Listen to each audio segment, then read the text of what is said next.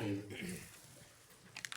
الحمد لله المتصف بصفات الكمال المنزه عن صفات النقص والمثال لا تدركه الأوهام ولا يصله الخيال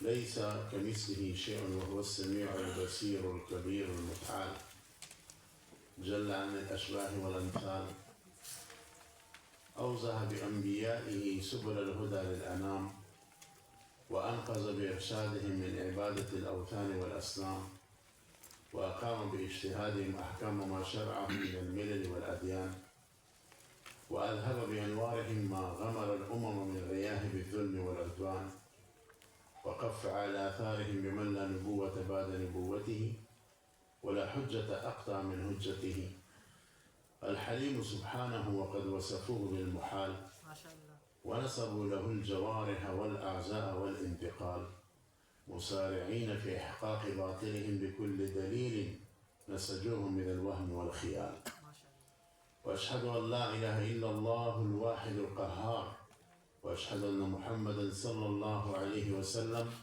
سيد الموحدين وإمام المنزهين لله رب العالمين عليه وعلى آله وأصحابه الذين قضوا بالحق وبه كانوا يعدلون أفضل الصلاة وأتم التسليم أما بعد قال الله سبحانه وتعالى في سورة مختصرة جامعة مانعة أعوذ بالله من الشيطان الرجيم قل هو الله أحد الله الصمد لم يلد ولم يولد ولم يكن له كفوا أحد. یہ محاضرہ ریٹ کی ہڈی کی حیثیت رکھتی ہے اور اس میں صفات متشابہات کے اندر اہل سنت والجماعت کا موقف کیا ہے اور صفات متشابہات کے اندر مفرطین اور مفرطین کیا کہتے ہیں. صفات متشابہات کے مبحث کے اندر داخل ہونے سے پہلے چند مقدمات ہیں اور مقدمات کو ذکر کرنا بہت مناسب ہے. دیکھیے حضرات متکلمین کو اللہ تعالیٰ نے بہت بڑا فہم عطا فرمایا. انہوں نے طلباء اور علماء کی تفہیم کے لیے مختلف انداز اختیار کیے ہیں. اس فن کی کتابوں کے حوالے سے بھی اس فن کے اندر تقسیمات کے حوالے سے بھی. کتابوں کی ایک مثال لے لیجئے. مثلا امام سنوسی رحمہ اللہ جو اس فن کے امام بلا مدافع ہیں, امام یوسف سنوسی. امام سنوسی رحمہ اللہ اس فن کے چھوٹی کے ماہرین میں سے ہیں اور انہوں نے اس فن پر ایسا زبردست کام کیا ہے کہ نہ چھوٹے مسئلے کو چھوڑا ہے نہ بڑا مسئلہ, اور اس کو اپنی کتابوں میں ذکر کیا ہے. انہوں نے ایک کتاب لکھی اور اس کا نام رکھا العقیدۃ الکبریٰ. اس میں اس فن کے بڑے بڑے مسائل اور جو مشکل مسائل ہیں ان کو ذکر کیا. پھر اس کی وضاحت کی ضرورت پڑی تو انہوں نے خود ایک شرح اس کے اوپر لکھی, شرح العقیدۃ الکبریٰ. پھر اس کے بعد ایک متوسط طبقہ تھا جو اس کتاب کو نہیں سمجھ رہا تھا, تو انہوں نے ایک دوسرا متن لکھا جس کا نام رکھا العقیدۃ الوسطیٰ, اور پھر اس کی خود شرح لکھی شرح العقیدۃ الوسطیٰ. شرح العقیدۃ الکبریٰ اور شرح العقیدۃ الصغریٰ اور شرح العقیدۃ الوسطیٰ, ان دونوں کو اللہ نے بہت شہرت دی. دونوں کے اوپر حواشی در حواشی لکھے گئے ہیں, درسن پڑھائے جاتے ہیں مختلف زمانوں.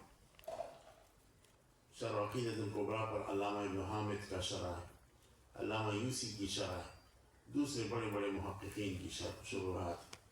شرح العقیدۃ الوسطیٰ کے اوپر بھی علامہ شرقاوی کی شرح ہے, دوسرے لوگوں نے شروحات لکھی ہے. پھر انہوں نے سوچا کہ اس سے بھی چھوٹے عقیدے کی ضرورت ہے تاکہ ابتدائی طلباء کو سمجھ میں آئے, تو انہوں نے ایک تیسرا متن لکھا اور اس کا نام رکھا العقیدۃ الصغریٰ. پھر اس کی خود شرح لکھی شرح العقیدۃ الصغریٰ. یہ جو العقیدۃ الصغریٰ ہے اس کو تو اللہ تعالیٰ نے چاپ چاند لگا دی, بہت شہرت دی. اس کا دوسرا نام ام البراہین بھی ہے اور بہت متکلمین نے اس کی شروحات لکھی ہے، میرے خیال میں 50 سے زیادہ شروحات لکھی گئی ہے، ہمارے یہاں داخل نصاب بھی ہے، مشہور علماء نے اس کی شروحات لکھی ہے۔ مصنف نے پھر سوچا کہ العقیدۃ الصغریٰ کی مزید ایک اختصار چاہیے، تو پھر اس کا ایک اور اختصار لکھا اور اس کا نام رکھا العقیدۃ الصغریٰ صغریٰ، 2 مرتبہ، اس کے اوپر بھی خود شرح لکھی، پھر اس کی ایک مزید اختصار لکھی اور اس عقیدے کا نام رکھا صغریٰ صغریٰ صغریٰ، 3 مرتبہ۔ اس عقیدے کو حفیدہ بھی کہا جاتا ہے، حفید جانتے ہیں نا، پودے کو کہتے ہیں الحفیدہ، کہتے ہیں کہ اس کی بھی انہوں نے خود شرح لکھی، شرح العقیدۃ الصغریٰ صغریٰ صغریٰ۔ یہ اس بات کی غمازی کرتا ہے کہ یہ علماء آپ کے پاس کوئی عذر نہیں چھوڑتا، آپ اگر ابتدائی طالب علم تب بھی آپ کی کتاب ہے، متوسط طالب علم ہے تب بھی آپ کے لیے کتاب ہے، اور اس سے اعلیٰ ذہن کے ہیں تب بھی آپ کے لیے کتاب ہے، آپ متباہر عالم ہیں تب بھی آپ کے لیے شرح العقیدۃ الکبریٰ لکھی ہے۔ تو یہ امت پر ایک رحم فرمایا ہے ان لوگوں نے اور احسان فرمایا ہے۔ اسی طرح صفات کے اندر بھی حضرات متکلمین کی کوشش یہ ہے کہ اس کی تفہیم ہو جائے، تو مختلف تقسیمات کی ہیں، اور یہ صرف تفہیم کے لیے اور بھی وجوہات ہیں، لیکن تقسیم اور تفہیم ان کے سامنے تھا۔ مثلا ہمارے نحوی حضرات اسم کی تقسیم کرتے ہیں نا مختلف، کبھی کہتے ہیں کہ اسم ثنائی ہے، ثلاثی ہے، رباعی، خماسی، سداسی ہے، کبھی کہتے ہیں کہ اسم یا تو معرب ہوگا یا مبنی ہوگا، یا منصرف ہوگا یا غیر منصرف، متمکن ہوگا غیر متمکن ہوگا، اسی طرح دوسری تقسیمات۔ تو یہ تفہیم کے لیے، چنانچہ حضرات متکلمین نے تفہیم کے لیے اور آسانی کے لیے صفات کی مختلف تقسیمات کی ہیں۔ کبھی کہتے ہیں کہ صفات 2 قسم کی ہیں، ذاتیہ اور فعلیہ، کبھی کہتے ہیں کہ صفات 2 قسم کے ہیں، جمالیہ اور جلالیہ، کبھی کہتے ہیں کہ صفات 2 قسم کے ہیں، ثبوتیہ، سلبیہ، کبھی کہتے ہیں کہ صفات 3 قسم کے ہیں، حقیقیہ محضہ، حقیقیہ ذات اور اضافہ، اضافیہ محضہ۔ تو یہ جو تقسیمات ہیں یہ صرف تفہیم کے لیے۔ تو اس سلسلے میں آپ کی خدمت میں کچھ صفات کی تفصیل کرتا ہوں تاکہ آپ کے لیے اس باب میں مدخل بن جائے اور آگے آپ کے لیے اس وادی میں سفر کرنا آسان ہو اور آپ مسلح ہو جائے۔ تو سب سے پہلے جو حضرات کہتے ہیں نا کہ صفات کی 20 قسمیں ہیں، اشاعرہ کہتے ہیں، اور ماتریدیہ کے نزدیک تقریباً 22 قسمیں بنتی ہیں۔ یہ اثبات کی جانب اگر آپ لیں، اور اگر آپ منفی جانب لیں تو 22 مزید بنتے ہیں، تو دونوں کو ملا کر 44 صفات اللہ تعالیٰ کے لیے سلباً اور ایجاباً بنتے ہیں۔ یہ اجمال ہے، تفصیل کے میں اس طرف جا رہا ہوں۔ سب سے پہلی جو صفت ہے اللہ تعالیٰ کے لیے، اس کا عنوان ہے صفت نفسی۔ صفت نفسی، اس کا ایک ہی قسم ہے صفت وجود۔ وجود اللہ تعالیٰ کا ذاتی صفت ہے، وجود کا انفکاک اللہ تعالیٰ سے نہیں ہو سکتا۔ پھر وجود کے بارے میں 2 قول ہیں، اور دونوں قول تقریباً اہل سنت کے ہیں، حکماء نے بھی قول کیا ہے، لیکن اہل سنت نے اس پر قول کیا ہے کہ وجود یا تو اللہ تعالیٰ کی ذات کے ساتھ عین ہے یا اللہ تعالیٰ کی ذات سے زائد ہے، دونوں قول مل سکتے ہیں۔ بعض حضرات متکلمین نے کہا ہے کہ وجود اللہ تعالیٰ کی ذات کے ساتھ عین ہے، اور بعض نے کہا کہ وجود اللہ تعالیٰ کی ذات پر زائد ہے۔ تو پہلی صفت نفسی وجود ہے۔ پھر اس کے بعد 5 صفات سلبیہ ہے، 5 صفات سلبیہ ہے، اور ان 5 کو صفات سلبیہ اس لیے کہتے ہیں کہ اس کے مفہوم اور تعریف میں دراصل سلب ماخوذ ہے، یعنی ادات سلب اور لا یا لم ماخوذ ہے، اس وجہ سے ان کو صفات سلبیہ کہتے ہیں۔ وہ 5 صفات سلبیہ یہ ہے۔ پہلی صفت اس میں قدم باری تعالیٰ ہے، اللہ تعالیٰ کے لیے صفت قدم ثابت ہے، اور یہ اللہ کا خاصہ ہے، اللہ کے علاوہ کوئی چیز بھی قدیم نہیں ہو سکتی، کوئی مخلوق بھی قدیم نہیں ہو سکتی۔ قدم کا کیا معنی ہے؟ یعنی الذی لم یسبق العدم، جس پر سابق میں عدم کبھی نہ آیا، تو جس پر سابق میں عدم نہیں آیا تو لاحق میں اس پر عدم نہیں آ سکتا۔ تو یہ صفت قدم نمبر 1 صفت ہے اللہ تعالیٰ کی ہے۔ اور اس صفت کو صفت سلبی اس لیے کہتے ہیں کہ اس کی تعریف میں اور اس کی تفسیر میں کلمہ لم ماخوذ ہے۔ تو قدیم کا معنی ہم کرتے ہیں الذی لم یسبق العدم، تو اس وجہ سے اس کو صفت سلبی کہتے ہیں۔ دوسری صفت صفت وحدانیت ہے، الواحد. تو یہ جو الواحد صفت ہے یہ بھی صفات سلبیہ کے اندر مندرج ہے، کیونکہ جب آپ الواحد صفت کی تفسیر کرتے ہیں تو اس کا معنی ہے الذی لا شریک لہ، الذی لا شریک لہ، جو اس کی تعریف و تفسیر میں بھی لا ماخوذ ہے. تیسری صفت مخالفتہ للحوادث، یعنی مخالفت اللہ للحوادث، اللہ تعالیٰ تمام حوادث سے مخالف ہے. یہ بھی اصل میں اس آیت کی تفسیر ہے لیس کمثلہ شیء، لیس کمثلہ شیء ومخالفت اللہ تعالی للحوادث کا ایک معنی ہے. تو اس کی تفسیر میں بھی ادات سلب ماخوذ ہے، اس لیے اس کو صفت سلبی کہا جاتا ہے. چوتھی صفت ہے قیام بالنفس.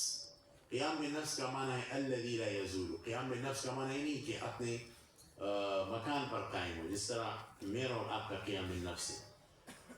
مخلوق جوہر اور اللہ تعالیٰ دونوں کے اوپر قیام بالنفس کا لفظ کا اطلاق ہوتا ہے، لیکن دونوں کا اشتراک صرف لفظی ہے، معنوی نہیں ہے. میرے اور آپ جب جوہر ہے، میرے اور آپ کے قیام بالنفس کا مطلب یہ ہے کہ اللہ تعالیٰ نے ہم کو قیام بالنفس دیا ہے، ہم اپنے قیام باللہ کو محتاج ہے اور مکان کو محتاج ہے اور عرض کی طرف محتاج نہیں ہے.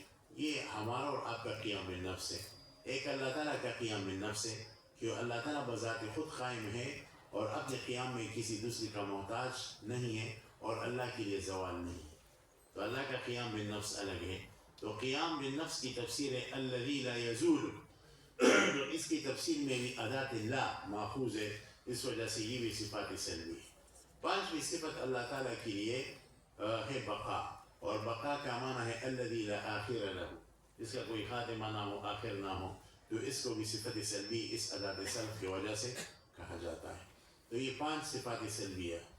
اس کے بعد پھر اشاعرہ کے نزدیک 7 صفات ذاتیہ ہے، اور ان 7 کو صفات ذاتیہ اس لیے کہتے ہیں کہ ذاتی ذات کی طرف منسوب ہے یا اس میں نسبت کے لیے ہے. اور ذاتی کا معنی یہ ہے کہ جو ذات سے کبھی بھی منفک نہ ہو، یعنی وہ ازلی ہو اور ذات سے انفکاک کو اور جدائی کو قبول نہ کرے، زوال کو قبول نہ کرے. یعنی بعبارت دیگر ہے یہ ذاتی صفات اللہ تعالیٰ کی قدیم صفات ہیں. جس طرح اللہ تعالیٰ کی ذات قدیم ہے تو اللہ تعالیٰ کی یہ صفات بھی قدیم. انہوں ذاتی صفات میں اشاعرہ کے نزدیک تو 7 ہے، ماتریدیہ کے نزدیک 8 ہے.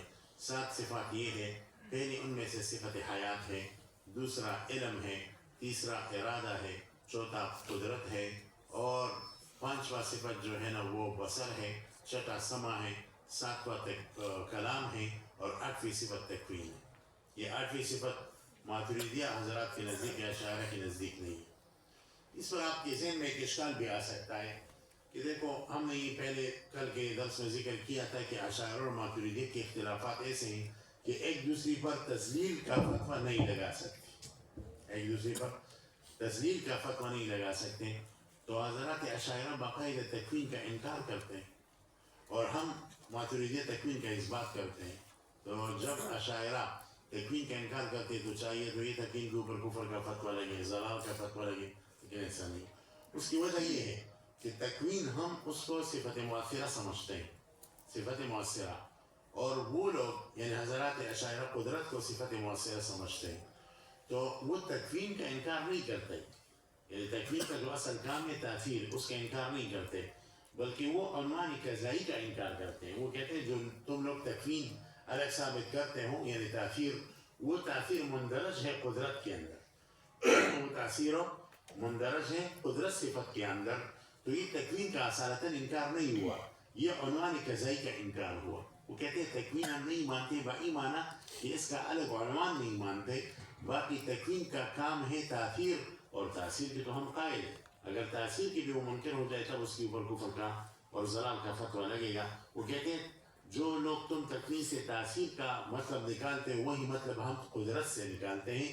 تو ان کے نزدیک اصل میں یہ تکوین مندرج ہے قدرت کے اندر، اس وجہ سے ان کے اوپر کفر کا فتویٰ بالکل نہیں لگتا. یہ آپ کے ذہن میں واضح ہے. اچھا یہ ایک بات تو آپ ذہن میں رکھیے. اس کے علاوہ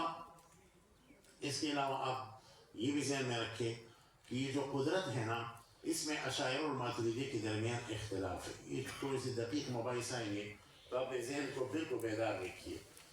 اس کے بعد قدرت جو ہے وہ حضرات ماتریدیہ کے نزدیک صفت مصححہ ہے، اور صفت قدرت حضرات اشاعرہ کے نزدیک صفت مؤثرہ ہے، اور اس کی تفسیر یہ ہے ماتریدیہ کے نزدیک کہ ان کے نزدیک پہلا صفت حیات ہے، ماتریدیہ کے نزدیک دوسرا صفت علم ہے، پھر صفت قدرت ہے۔ قدرت کیا ہے؟ صفت مصححہ، یعنی قدرت اللہ تعالیٰ کو یہ کہتا ہے کہ یہ مقدور واقعہ ہو سکتا ہے یا واقعہ نہیں ہو سکتا، ٹھیک ہے؟ تو قدرت صفت مصححہ ہے، اور قدرت کا تعلق ممکنات سے، یہ مصححہ میں سے ہے۔ قدرت کے بعد صفت ارادہ ہے ہمارے نزدیک، اور ارادہ مرجحہ ہے۔ جب قدرت اس چیز کی مقدور کی تصحیح کر لیتا ہے بنسبت قادر کے، تو اس کے بعد یہ جو ارادہ ہے ترجیح دیتا ہے وجود کو عدم پر یا عدم کو وجود پر۔ اگر اللہ تعالیٰ نے کسی چیز کو وجود دینا ہے تو ارادہ متوجہ ہو جاتا ہے اور وجود کو اس کے عدم پر راجع کر دیتا ہے۔ اگر اللہ تعالیٰ نے کسی موجود کو معدوم کرنا ہے تو ارادہ متوجہ ہو جاتا ہے اور اس کے عدم کو اس کی وجود پر راجع کر دیتا ہے۔ تو صفت ارادہ صفت مرجحہ میں سے، ٹھیک ہے؟ ارادہ کے بعد پھر تکوین ہے، یعنی پہلا قدرت مصححہ ہے، پھر ارادہ مرجحہ ہے، پھر تکوین مؤثرہ ہے۔ جب اس چیز کی طرف قدرت متوجہ ہو جائے، اس کے بعد صفت ارادہ متوجہ ہو جائے مرجحہ، اس کے بعد تکوین۔ تو تکوین تاثیر کرتا ہے، یعنی یخرجہ ذلك الشيء من العدم الى جانب الوجود، یہ تاثیر ہے۔ تو یہ ترتیب ہے حضرات ماتریدیہ کے نزدیک، ٹھیک ہے نا؟ اور ارادہ، یہ جو قدرت ہے، ارادہ ہے اور تکوین اتنا معی ہوتا ہے، اتنی ایک دوسرے کے ساتھ متصل ہوتا ہے، کسی کو ادراک نہیں ہوتا۔ اسی وجہ سے ہمارے تبلیغ والے حضرات اپنے بیان میں کہتے ہیں نا کہ اللہ تعالیٰ کا کسی چیز کا ارادہ کرنا ہی اس کو وجود ہے، کہتے ہیں نہیں کہتے ہیں؟ یہ اصل میں علم کلام کی اس دقیق مسئلے کی طرف اشارہ ہے۔ میں کہتا ہوں یہ موفق من اللہ جماعت ہے، موفق من اللہ، ان کی جو باتیں ہماری کتابوں سے نکلی ہوئی ہیں۔ اللہ تعالیٰ کا ارادہ کسی چیز کی طرف کر رہی اس چیز کو وجود ملنا ہے، کیونکہ وہ ارادہ اور تکوین بالکل معی ہوتا ہے۔ جیسا ہی ارادہ مرجحہ بن جاتا ہے تو تکوین تاثیر کرتا ہے، ٹھیک ہے نا؟ تو یہ حضرات ماتریدیہ کے نزدیک تفسیر ہوا۔ حضرات اشاعرہ دوسری تفسیر کرتے ہیں، وہ کہتے ہیں پہلے صفت حیات ہے، اس کے بعد صفت علم ہے، اور اس کے بعد صفت ارادہ ہے، ارادہ مرجحہ ہے، ٹھیک ہے نا؟ وہ کسی جب اللہ چاہتا ہے کہ اس چیز کو وجود دے دوں تو ارادہ اس کی طرف متوجہ ہو جاتا ہے اور وجود اس کا راجع کر دیتا ہے اس کے عدم پر۔ تو ارادہ کیا ہے؟ مرجحہ ہے۔ اور ارادے کے بعد جو ہے نا معاً قدرت مؤثرہ ہے، تو وہ قدرت اس چیز کو عدم سے وجود کی طرف نکالتا ہے۔ تکوین کا حضرات اشاعرہ ذکر نہیں کرتے، وہ تکوین کو اٹھا کر قدرت کے اندر داخل کر دیتے ہیں۔ سمجھ میں آ رہی بات نا؟ تو وہ کہتے ہیں حضرات اشاعرہ کہ قدرت صفت مؤثرہ ہے۔ تو تکوین کا جو کام ہے اس کی اشاعرہ قائل ہے، صرف عنوان قضائی کی قائل نہیں، لہٰذا ایک اشعری ماتریدی پر اور نہ ماتریدی اشعری پر کفر کا فتویٰ لگا سکتا ہے نہ ضلالت۔ یہیں سے ابن تیمیہ رحمہ اللہ کو جو ہے نا چونکہ اس مسئلے کی تفسیر کے سامنے نہیں تھی تو ان کو ایک موقع مل گیا، کہا کہ ماتریدی کو چاہیے کہ اشاعرہ کی تکفیر کرے اور تذلیل کرے۔ کیوں؟ اس لیے ابن تیمیہ رحمہ اللہ لکھتے ہیں اس لیے کہ حضرات ماتریدیہ تو تکوین کو ثابت کرتے ہیں اور حضرات اشاعرہ مستقل صفت کا انکار کرتے ہیں، تو ہم یہ فتویٰ لگانے والوں میں سے نہیں ہے، ٹھیک ہے نا؟ بلکہ ہم کہتے ہیں کہ بھائی اشاعرہ کے اوپر تکوین کے انکار کی وجہ سے تب کفر کا فتویٰ لگے گا جب انہوں نے نفس تاثیر کا انکار کیا۔ انہوں نے نفس تاثیر کا انکار نہیں کیا، انہوں نے کہا کہ جو کام تم تکوین سے لے رہے ہو اس کو اٹھا کر قدرت کے اندر داخل کرو، تو وہی کام تاثیر کا قدرت سے لے لو۔ لہٰذا ماتریدیہ کی طرف سے اشاعرہ کے اوپر نہ ضلال کا اور نہ کفر کا فتویٰ لگ سکتا ہے۔ یہ آپ حضرات کے ذہن میں رہے، ٹھیک ہے؟ تو یہ 7 صفات یا 8 صفات جو ہے الاختلاف ہو، یہ حضرات اشاعرہ ماتریدیہ کے نزدیک ہے، ان کو صفات ذاتیہ کہتے ہیں۔ پہلا حیات، دوسرا علم، تیسرا قدرت، چوتھا ارادہ، پانچواں سمع، چھٹا بصر، ساتواں کلام، آٹھواں تکوین۔ تو 8 کو 6 کے ساتھ ملا دو تو کتنے بن گئے؟ 14 بن گئے نا، 14 صفات۔ اب اس کے بعد اقسام، یہ جو صفات ذاتیہ ہے اس بارے میں ایک اہم مسئلہ آپ سمجھ لیجئے کہ اللہ تعالیٰ کی ذات کے ساتھ غیر نہیں، جیسا کہ اللہ کی ذات کے ساتھ عین نہیں، تو یہ صفات نہ غیر ہے نہ عین ہے، تو کیا ہے؟ زائد علی ذات اللہ تعالیٰ ہے۔ اچھا، اس بارے میں آپ نے شرح قائد اور شرح مقاصد میں بڑے بڑے جھگڑے پڑے، ان جھگڑے کی طرف میں آپ کو نہیں لے جانا چاہتا، ٹھیک ہے نا؟ میں اپنے اکابر کی طرف سے ایک آسان سی مثال کے ذریعے سے اس پورے اختلاف کو ختم کرنا چاہتا ہوں، اور وہ مثال تقریر دل پذیر کے اندر حجت الاسلام مولانا محمد قاسم نانوتوی رحمہ اللہ نے دیا ہے. فیصلہ کن مثال ہے، اس سے تمام اختلافات بن جاتے ہیں. اصل میں واقعہ یہ ہے کہ جو اشاعرہ کہتے ہیں کہ اللہ تعالیٰ کی صفات ذاتیہ نہ عین ہے نہ غیر ہے بلکہ زائد ہے اللہ کی ذات پر، اس کی کوئی تنویری مثال ہے. تو شرائط کے اندر واحد من الاشرع و شرع من الواحد، اس کے اوپر بہت سارے اعتراضات ہیں.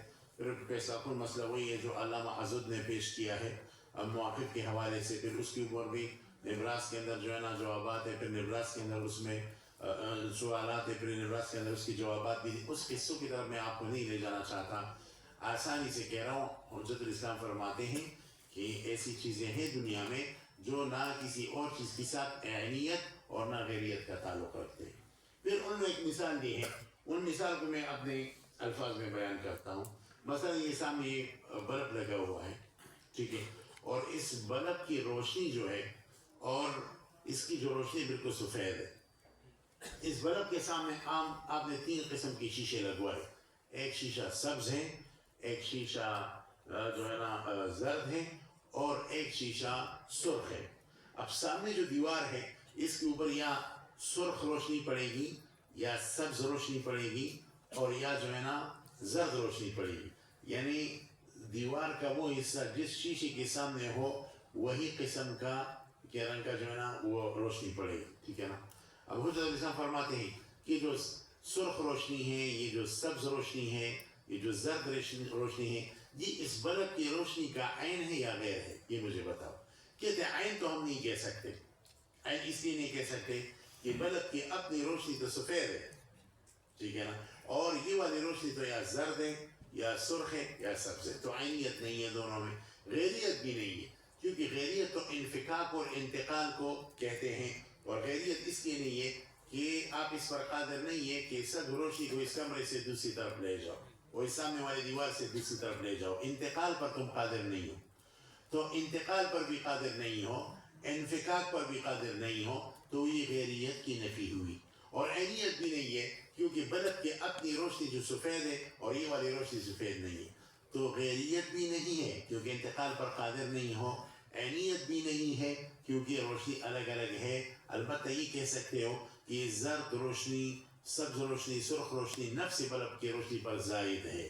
بس یہ جو نسبت یہاں ہے یہی اللہ تعالیٰ کی صفات ذاتیہ اور اللہ کی ذات کے اندر، کہ اللہ تعالیٰ کی ذات جو ہے اللہ تعالیٰ اور اللہ تعالیٰ کی جو صفات ذاتیہ نہ اللہ کے ساتھ عین ہے اور نہ غیر ہے. عین تو اس لیے نہیں ہے کہ تعقیل پر لازم آئے گا جس طرح کے معتزلہ کہتے ہیں، اور غیر اس لیے نہیں ہے کہ انفکاک لازم آئے گا اور حوادث کا قیام اللہ کے ساتھ آئے گا، یہ بھی جائز نہیں ہے. تو یہ صفات ذاتیہ نہ عین ہے نہ غیر ہے. زبردست تفسیر کی ہے حضرت حجت الاسلام کو. اس تفسیر کو آپ سمجھ گئے نا. تو یہ تقریباً 14 صفات ہو گئی.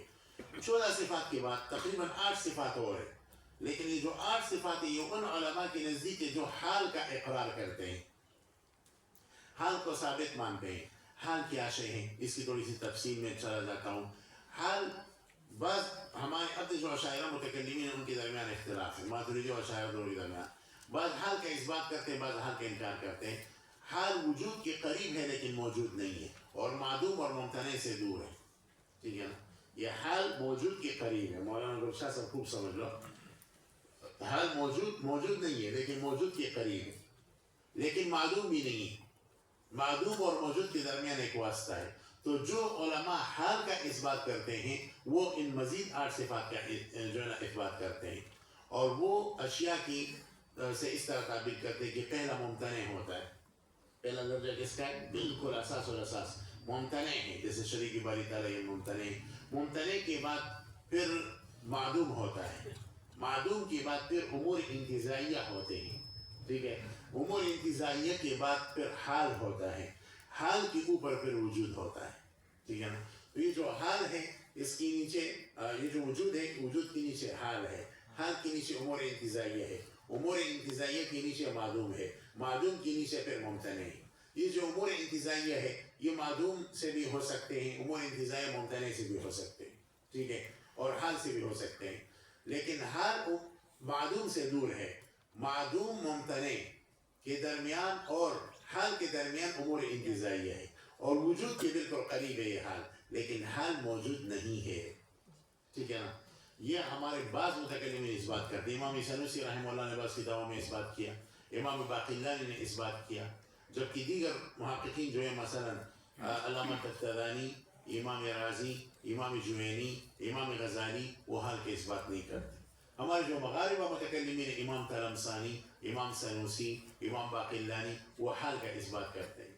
تو اگر حال کے اس بات کو لیا جائے تو پھر 8 صفات مزید بنیں گے، اور وہ 8 صفات، حال والے صفات کو الصفات المعنویہ کہا جاتا ہے۔ کیا کہا جاتا ہے؟ الصفات المعنویہ، یعنی مرکب توصیفی۔ اور اس سے پہلے جو صفات ذاتیہ 8 کا ذکر ہوا، اس کو حضرات متکلمین صفات المعانی کہتے ہیں، یا صفت المعنی، یہ مرکب اضافی ہے۔ کیا ہے؟ صفات المعانی، ٹھیک ہے، یا صفت المعنی۔ اور ان 8 صفات کو جو حال ہے، ان کو الصفات المعنویہ کہا جاتا ہے، الصفات المعنویہ۔ اور ان الصفات المعنویہ سے 2 قسم کا تعبیر ہوتا ہے۔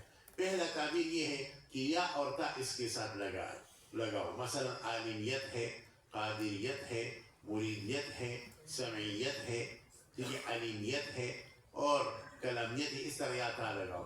یا تا لگاؤ گے تو یہ الصفات المعنویہ میں سے بن جائے جو حال کے اس بات کرتے ہیں۔ دوسری تعبیر اس سے یہ ہے کہ اس سے پہلے کون لگاؤ، یعنی کونہ حیا، کونہ عالما، کونہ قادرا، کونہ مریدا، کونہ سمیعا، کونہ بصیرا، کونہ متکلما، کونہ مکونا۔ یہ جو 2 تعبیریں ہیں، یہ الصفات المعنویہ یعنی حال سے کی جاتی ہے۔ تو جو حضرات حال کے قائل ہے، ٹھیک ہے نا، تو ان کے نزدیک ان 14 کے ساتھ ان 8 کو ساتھ لگاؤ تو کتنے بن گئے؟ 22 بن گیا نا، یہ 22، ٹھیک ہے۔ اور ان 22 تو اس کا اس بات ایجابن ہے، یہ ثابت کرو گے، اور اس کی جو ازداد ہے وہ اللہ تعالیٰ سے وجوباً سلب کرو گے۔ پہلی صفت کی طرف واپس موڑ جاؤ۔ پہلی صفت کیا ہے؟ وجود ہے۔ وجود کا ضد کیا ہے؟ عدم ہے۔ اللہ تعالیٰ سے عدم منفی ہے، سلب ہے، لیس عدمن، اللہ معدوم نہیں، لیس معدومن۔ اور اسی طرح اس کے بعد قدم ہے، تو قدم کا ضد کیا ہے؟ حدوث ہے، لیس حادثا۔ اور قدم کے بعد وحدانیت ہے، اللہ لا شریک لہ، ٹھیک ہے نا۔ ایک ایک صفت کی طرف چلے جاؤ تو ایجابن بھی 22 ہے، سلبن بھی 22 ہے، 22 کو 22 کے ساتھ ملاؤ تو یہ کتنے صفات بن گئے؟ 44 صفات بن گئی۔ تو یہ 44 صفات آپ کو ازبر ہونی چاہیے۔ اچھا، پھر صفات کی ایک اور تقسیم ہے، اس تقسیم کی طرف اب ہم آئیں گے، اسی کے اندر یہ محاضرہ چلے گا۔ اور وہ کہ صفات کی 2 قسمیں ہیں، ایک صفات متشابہات ہیں اور دوسرا صفات محکمات۔ صفات متشابہات وہ ہے کہ اگر اس کی ظاہری معنی کو ہم اللہ کے لیے ثابت کریں تو تقسیم اور اعضاء لازم آئیں گے، یہ صفات متشابہات ہیں۔ اور صفات محکمات وہ ہے کہ اس کا معنی اور تفسیر اور تعریف ایسا ہے کہ خالق پر بھی اس کا اطلاق آ سکتا ہے اور مخلوق پر بھی اس کا اطلاق آ سکتا ہے، یعنی باعتبار تعریف کے، نہ باعتبار مصداق کے۔ مصداق الگ الگ ہے لیکن تعریف سب کا ایک، ان کو صفات محکمات بولتے ہیں۔ محکمات یہی 8 ہے جو ابھی ذکر ہوئے، صفات ذاتیہ جس کو کہتے ہیں، یا صفات المعانی جس کو کہتے ہیں، یا صفات محکمات جس کو کہتے ہیں، ٹھیک ہے نا۔ اور صفات متشابہات وہ ہے کہ اگر ان کے ظاہر پر عمل کیا جائے تو تقسیم لازم آئے۔ مثلا ان صفات میں سے کیا ہے؟ اللہ تعالیٰ نے اپنے صفت استوا کو ثابت کیا ہے۔ استوا کی بہت سارے معنی آتے، ایک ظاہری معنی جلوس ہے، تو الرحمن علی العرش استوا، اس کا ظاہری معنی کرو گے تو جلس علی العرش، تو جلوس والا معنی تو جسم کے ساتھ خاص ہے، اور اگر اللہ کے لیے جسم ثابت ہوا تو حدوث اور پناہ لازم آئی، اور اللہ تعالیٰ پناہ سے پاک ہے تو جسم سے پاک ہے، اور جب جسم سے پاک ہے تو استوا کی جلوس والے معنی سے پاک ہے۔ اسی طرح وجہ کا ظاہری معنی کیا ہے؟ ہیئت اور شکل، کل شیء ہالک الا وجہ، یہ بھی صفات متشابہات میں سے۔ نفس کا ظاہری معنی کیا ہے؟ عرفی معنی کیا ہے؟ نفس کا ظاہری اور عرفی معنی ہے سانس لینا، وَيُحْذِرُكُمُ اللَّهُ نَفْسَهُ تَعْلَمُ مَا فِي نَفْسِي وَلَا أَعْلَمُ مَا فِي نَفْسِكَ۔ تو اگر نفس کا ظاہری معنی لو تو وہ سانس کا لینا ہے، اور سانس کا لینا جسم کا خاصہ ہے، اس سے اللہ تعالیٰ پاک ہے۔ تو اگر اللہ تعالیٰ کی صفت نفس کو ظاہری معنی پر لے تو تقسیم لازم آئے گا۔ بل یداہ مبسوطتان، صفت یدین ہے، اگر یدین کو ظاہری عرفی معنی میں لے تو اعضاء کو کہتے ہیں، اعضاء جسم کا خاصہ ہے، اور وَلِتُسْنَ عَلَىٰ عَيْنِ صفت عین اللہ کے لیے ثابت ہے تو عین بھی متشابہات میں سے. اس کو ظاہری عرفی معنی میں لو تو عین جارحہ کو کہتے ہیں, عزوہ کو کہتے ہیں, اور اللہ اس سے پاک ہے. اس لیے اگر یہ معنی اللہ کے لیے ثابت کرو گے تو جسم ثابت ہوگا, اس لیے اللہ تعالیٰ اس سے پاک ہے. تو یہ صفات متشابہات ہے. ان کو متشابہات اس واسطے کہتے ہیں کہ ان کو اگر ظاہری معنی میں لوگے تو تقسیم لازم آئے. لہٰذا جب اللہ تعالیٰ کی طرف ان صفات کی نسبت ہو جائے تو ایک ایسا معنی لوگے جو جس سے جسم لازم نہ ہو. پھر انہی متشابہات کی طرف ہم تفصیل کریں گے. یہاں تک بات مکمل ہوئی. اب متشابہات کے اندر ہم گھس جاتے ہیں جو معرکۃ الآراء مسائل میں سے. اب یہ جو متشابہات ہیں اس میں 3 موقف آئے ہیں. ایک موقف معتزلہ کا ہے. وہ کہتے ہیں کہ ہم اس صفات کے قائل ہی نہیں, صفت وجہ کو نہیں مانتے, یدین کو نہیں مانتے, عین کا بالکل انکار کرتے ہیں. یہ معتزلہ کہتے ہیں. تو یہ تعطیل ہے. لہٰذا ان کو نفات الصفات کہا جاتا ہے, معطلہ بھی کہا جاتا ہے, قدریہ, یہ سب ناموں سے پکارے جاتے ہیں. اور معتزلہ تو ہی اس کا نام.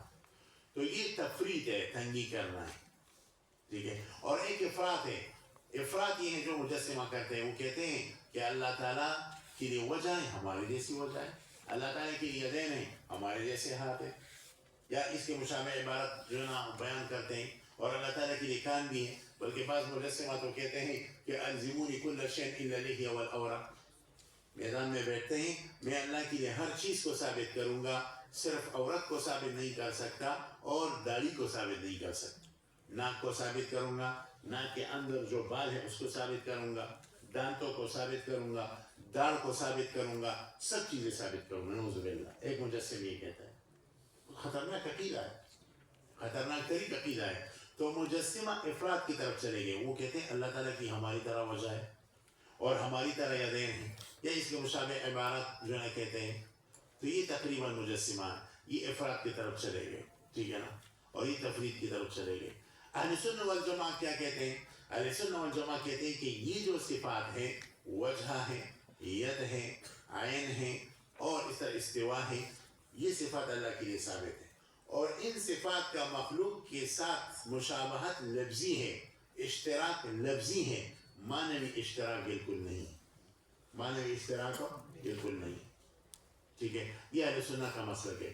اب اہل سنت کے مسلک کو اب خوب سمجھو, اس کو غور سے آپ نے سمجھنا ہے, میرے طرف سے کان لگانے غور سے.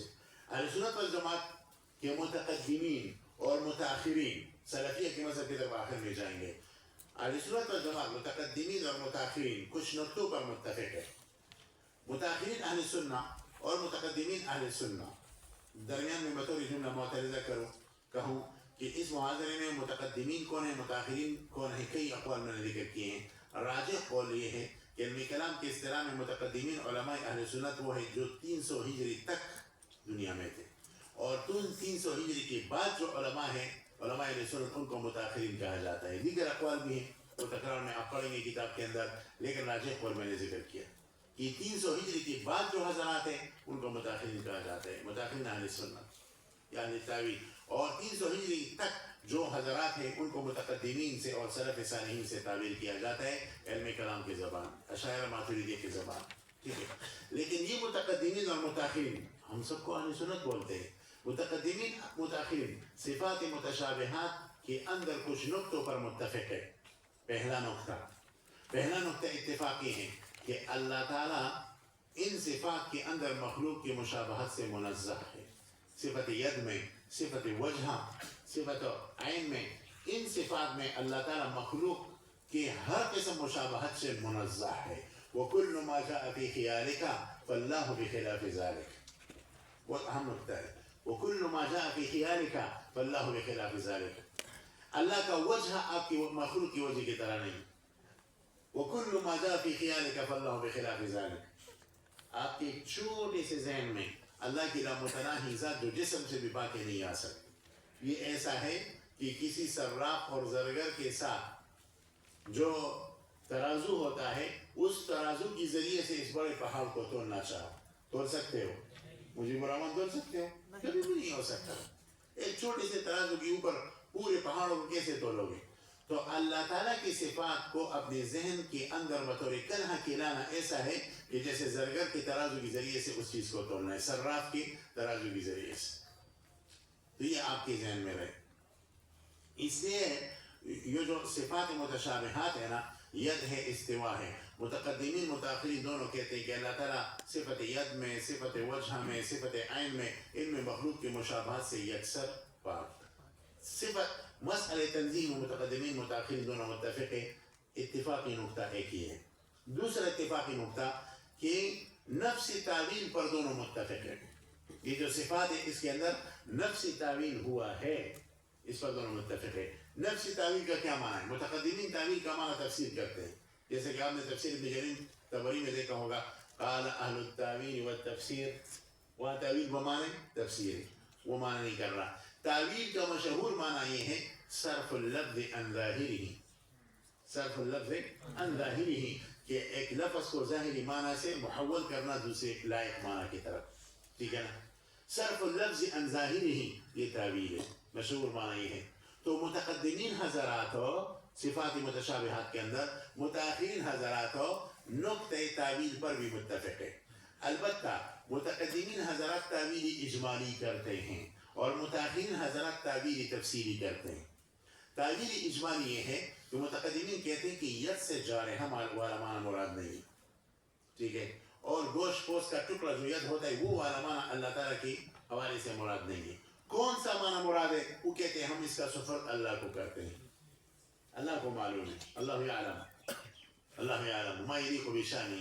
تو وہ معنی سپرد کرتے ہیں اللہ کو، لیکن وہ کہتے ہیں کہ ظاہری معنی مراد نہیں ہے. تو صرفوا اللفظ عن ظاہرہ ولم يعينوا المعنى الآخر التفصيل، ولذلك يقال له التأويل الإجمالي. اس کو تعویلی اجمالی کہتے ہیں، یہ متقدمین کہتے ہیں. متاخرین حضرات بھی تعویل کرتے ہیں، لیکن متاخرین حضرات تعویلی تفصیلی کرتے ہیں. وہ کہتے ہیں جب اللہ تعالیٰ کے جانب میں لفظیت کا استعمال ہوتا ہے تو اس سے مراد مؤول معنی ہے، صرف اللفظ عن ظاہری، ظاہری گوشت پوست کا ٹکڑا معنی تو مراد نہیں. ایک اور معنی مراد ہے جو اللہ کے شان کے ساتھ لائق ہے، اور وہ معنی تفصیلی متعین کرتے ہیں. وہ کہتے ہیں ید کا مقام کے ساتھ جو مناسب معنی وہ معنی کرو گے جو کلام عرب سے ثابت ہے، یا تو ید سے جو تفصیلی معنی مراد ہے وہ کیا ہے؟ قدرت ہے. ید اللہ اے قدرت اللہ، وَيَدَاهُ مَبْسُوطَتَانِ اے قدرتہ البالغہ مبسوطۃ. عین سے مثلا وہ تعویلی معنی لیتے ہیں حفاظت، استوا سے معنی لیتے ہیں استولا، قبضہ، ٹھیک ہے نا، غلبہ، یہ والا معنی لیتے ہیں. تو صرف اللفظ عن ظاہرہ وعینوا المعنى التفصیلی، مثلا فی الید القدرہ او الحفاظہ او اشیاء الاخر التي ثبت من کلام العرب. تو یہ جو معنی ہے یہ تعویلی تفصیلی ہے. تو نفس تعویل پر متقدمین حضرات اور متاخرین حضرات دونوں متفق ہیں. صرف فرق یہ ہے کہ متقدمین حضرات تعویلی اجمالی کرتے ہیں. تعویل اجمالی کے معنی کو سمجھ گئے نا؟ مثلا متقدمین کہتے ہیں کہ بھائی ید سے تو جارحہ مراد نہیں، استوا سے تو جلوس معنی مراد نہیں ہے. اللہ کے شان کے لائق ایک اور معنی مراد ہے جو صرف اللہ کو معلوم ہے، ہمیں معلوم نہیں ہے، جس کو تعویل اجمالی کہتے ہیں. اور بعبارت دیگر اس کو تفویض بھی کہتے ہیں، یعنی فوضوا المعنى اللائق الى اللہ تعالی وابهموها على انفسهم. یعنی اس کو کیا کہتے ہیں؟ تفویض کہتے ہیں. اور تعویل اجمالی بھی کہتے ہیں. اور تعویل تفصیلی یہ ہے کہ ید کا ایک معنی لائق جو کلام عرب اقحاح اور کلام عرب اصل سے ثابت ہو وہ معنی متعین کیا جائے، یہ سے قدرت والا معنی ہے. سمجھ میں آ رہی بات نا؟ تو یہ تعویلی تفصیلی ہے. تو دوسرا نقطہ اتفاق تنزیہ کے بعد کیا ہے؟ تعویل کیا ہے؟ متقدمین حضرات تعویل اجمالی کرتے ہیں، متاخرین حضرات تعویل تفصیلی کرتے ہیں. دوسرا نقطہ اتفاق سمجھ گئے. تیسرا نقطہ اتفاق متقدمین اور متاخرین کے درمیان وہ ہے نفی کیف کا، نفی کیفیت کا. متقدمین بھی کہتے ہیں کہ کیفیت اللہ کے ذات سے منتفی ہے، متاخرین بھی کہتے ہیں کہ کیفیت اللہ تعالیٰ کے ذات سے منتفی ہے. اور اس لیے کہ کیفیت اعراض میں سے آپ نے پڑھا ہے کہ اللہ تعالیٰ کی ما سوا تمام اشیاء کو عالم کہتے ہیں، تمام حوادث کو. عالم کے دو قسمیں، ایک وہ جو قائم بالذات ہے اس کو عین اور جرم کہتے ہیں. پھر اس کی دو قسمیں ہیں، ایک مرکب ہے جیسے کہ جسم، ایک غیر مرکب ہے جیسے کہ جزء یتجزا.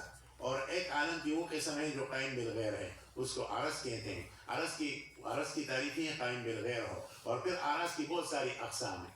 عرض کی اقسام تقریباً 9 اقسام ہیں. آپ نے مرقات شریف میں پڑھا یا نہیں؟ جو ثانی میں مرقات پڑھتے ہیں نا اس میں مقولات عشر پڑھی ہے نا. مقولات عشر کے اندر ایک کیا ہے؟ جوہر ہے. اور 9 کیا ہے؟ آراز. اینا ہے، متا ہے، حیث ہے، کم ہے، کیف ہے. کیف آراز میں سے ہے. تو آراز تو عالم کی قسم ہے، عالم تو حادث ہے. تو اللہ تعالیٰ کی ذات قدیمہ حوادث کے قیام سے پاک ہے. اللہ تعالیٰ کی صفات قدیمہ یہ بھی حوادث کے قیام سے پاک ہے. تو اللہ تعالیٰ کی ذات کے ساتھ کیفیات کا قیام نہیں ہو سکتا. اللہ تعالیٰ کی صفات کے ساتھ کیفیات کا قیام نہیں ہو سکتا. سمجھ میں آ رہی بات؟ تو کیفیات کی بھی نفی پر متقدمین حضرات اور متاخرین حضرات کیا ہے؟ متفق ہے. یہ 3 نقطے اتفاق. سمجھ گئے نا؟ ٹھیک ہے. اب چھوٹے بات کی طرف آئیے. چھوٹا جو اہم مسئلہ ہے وہ یہ ہے کہ متقدمین نے اپنے زمانے کے لائق موقف اور مذہب کو اختیار کیا، اور متاخرین 300 ہجری کے بعد متاخرین حضرات نے اپنے زمانے کے لائق مذہب کو اختیار کیا. متقدمین نے کہا کہ بھئی ہم اس صفت ید کو اللہ کے لیے ثابت کرتے ہیں. ید کا جو لائق معنی ہے وہ صرف اللہ کو معلوم ہے، وہ صرف اللہ کو معلوم. اس معنی کی تفویض ہم کرتے ہیں، اور ساتھ ساتھ احتیاطاً کہتے ہیں کہ اللہ تعالیٰ صفت ید میں مخلوق کی ہر قسم مشابہت سے منزہ ہے. اور ساتھ ساتھ یہ بھی کہتے ہیں کہ ہم اللہ تعالیٰ کی صفت، اللہ تعالیٰ کی ذات اور صفت ید سے کیفیت کی نفی کرتے ہیں. اب ان کی مذہب سے تعبیر یہ ہوگا التفویض فی صفات اللہ تعالی مع تنزیہ اللہ تعالی و صفاته عن مشابہت المخلوقات ومع نفی الکیفیت عنہ تعالی و عن صفاته. یہ 3 اجزاء ہو گئے. التفویض فی صفات اللہ تعالی. تفویض سے مراد کیا ہے؟ تفویض المعنی، معنی کا تفویض کرتے ہیں حضرات سلف. وعلیہ الاجماع، وقد اوردنا العبارات متعددہ فی هذا الاجماع، کہ ہم معنی کی تفویض اللہ کو کرتے ہیں. ایک نقطہ متقدمین کا التفویض الی اللہ تعالی، ٹھیک ہے، ومع تنزیہ اللہ تعالی وصفات اللہ تعالی القدیمہ عن مشابہت المخلوقات. یہ دوسرا جز ہے. تیسرا جز ہے ومع نفی الکیفیت عنہ تعالی وعن صفاته. یہ متقدمین حضرات کے مذہب سے تعبیری تفصیلی ہوا. اجمالی تعبیر آپ کہیں گے، آپ کہیں گے متقدمین مفوضہ ہے، اور مفوضہ آپ کہیں گے اس کے نیچے 3 نقطے پڑے ہوں گے. جب آپ سے کوئی پوچھے مفوضہ کا کیا معنی ہے، آپ کہیں گے مفوضہ کا معنی یہ ہے کہ متقدمین حضرات معنی میں تفویض کرتے ہیں. وہ کہتے ہیں صفت ید کا معنی اللہ کو ہم سپرد کرتے ہیں، ٹھیک ہے. اور وہ کہتے ہیں کہ اللہ تعالیٰ، احتیاطاً پھر بھی کہتے ہیں کہ اللہ تعالیٰ کی صفت ید کو مخلوق کی مشابہت سے پاک مانگتے ہیں. دوسرا نقطہ. اور کہتے ہیں کہ اللہ تعالیٰ کی ذات اور صفات کیفیات سے پاک مانگتے ہیں. یہ آپ کی تفسیر ہو جائے گی. سمجھ میں آ رہی بات؟ یہ دعویٰ ہے. اس دعوے پر ہمارے دلائل. اچھا، متاخرین تعویلی تفسیری کرتے ہیں. اس سے پہلے ہم تعویلی تفسیر کی طرف چلے جائیں، ضروری ہے کہ متقدمین حضرات کے مذہب پر کچھ دلائل بیان کریں، ٹھیک ہے. وعلیہ الاجماع، اسی پر اجماع ہے کہ معنی کے اندر تفویض کریں. اچھا، اس مذہب کو جو آپ سمجھ گئے، ہمارے اہل سنت والجماعت کی مذہب کو، اب سلفیہ، معاصرہ اور پرانے جو مجسمہ ہیں اور علامہ ابن تیمیہ رحمہ اللہ، ان کے مذہب کو سمجھیں. ان کا مذہب اہل سنت والجماعت اشاعرہ ماتریدیہ سے بالکل مختلف راہ پر جا رہا ہے. ان کی مذہب کو سمجھو. ابن تیمیہ رحمہ اللہ اور ان کے متبعین کا مذہب یہ ہے، وہ کہتے ہیں کہ یہ جو صفت ید ہے، ید، اس کا تفویض کرو گے لیکن معنی کا نہیں. معنی محکم ہے. ید حقیقی عرفی معنی میں اللہ کے لیے ثابت ہے. اور اگر تفویض کرو گے تو کیفیت کے اندر تفویض کرو گے، کیفیت کی نفی بھی نہیں کرو گے. وہ کہتے ہیں کیفیت، اس اللہ تعالیٰ کی صفتیت کو حقیقی عرفی معنی میں ثابت مانو گے. پھر آپ سے کوئی پوچھے کہ جب اللہ تعالیٰ کے لیے ید حقیقی عرفی معنی میں ہے تو ید کا حقیقی عرفی معنی تو گوشت پوش کا ٹکڑا ہے، وہ فوراً کہتے ہیں کہ ہم کہتے ہیں کہ کیفیت مجہول ہے. اس کی کیفیت منفی نہیں ہے، مجہول ہے. اللہ تعالیٰ کی صفتیت کے لیے ایک کیفیت ہے جو ہمارے اوپر مجہول ہے. نفس الامر میں اللہ تعالیٰ کی صفتیت کے لیے کیفیت بھی ثابت ہے. وہ اس زعم سے کہ ہم جو یہ کہتے ہیں کہ کیفیت مجہول ہے، ہم تقسیم سے بچ گئے، حالانکہ تقسیم کی کیچڑ میں اور بھی چلے گئے. سب سے بڑا جو مسئلہ ہوا وہ ادھر ہوا کہ سلفی حضرات کہتے ہیں، سلفی برادران، کہ ید اپنی حقیقی عرفی معنی میں اللہ کے لیے ثابت. ادھر تو مسئلہ خراب ہو گیا. ید کا حقیقی عرفی معنی کیا ہے؟ جارحہ، گوشت پوش کا ٹکڑا ہے. لیکن جب اس کو آپ کہیں کہ جب آپ نے ید کو حق حقیقی عرفی معنی میں ثابت کیا تو یہ تو جسم ہے، کہتے ہیں نہیں، جسم تو تب ہوگا جب ہماری اوپر کیفیت اس کا ظاہر ہو. کیفیت ہم نہیں جانتے.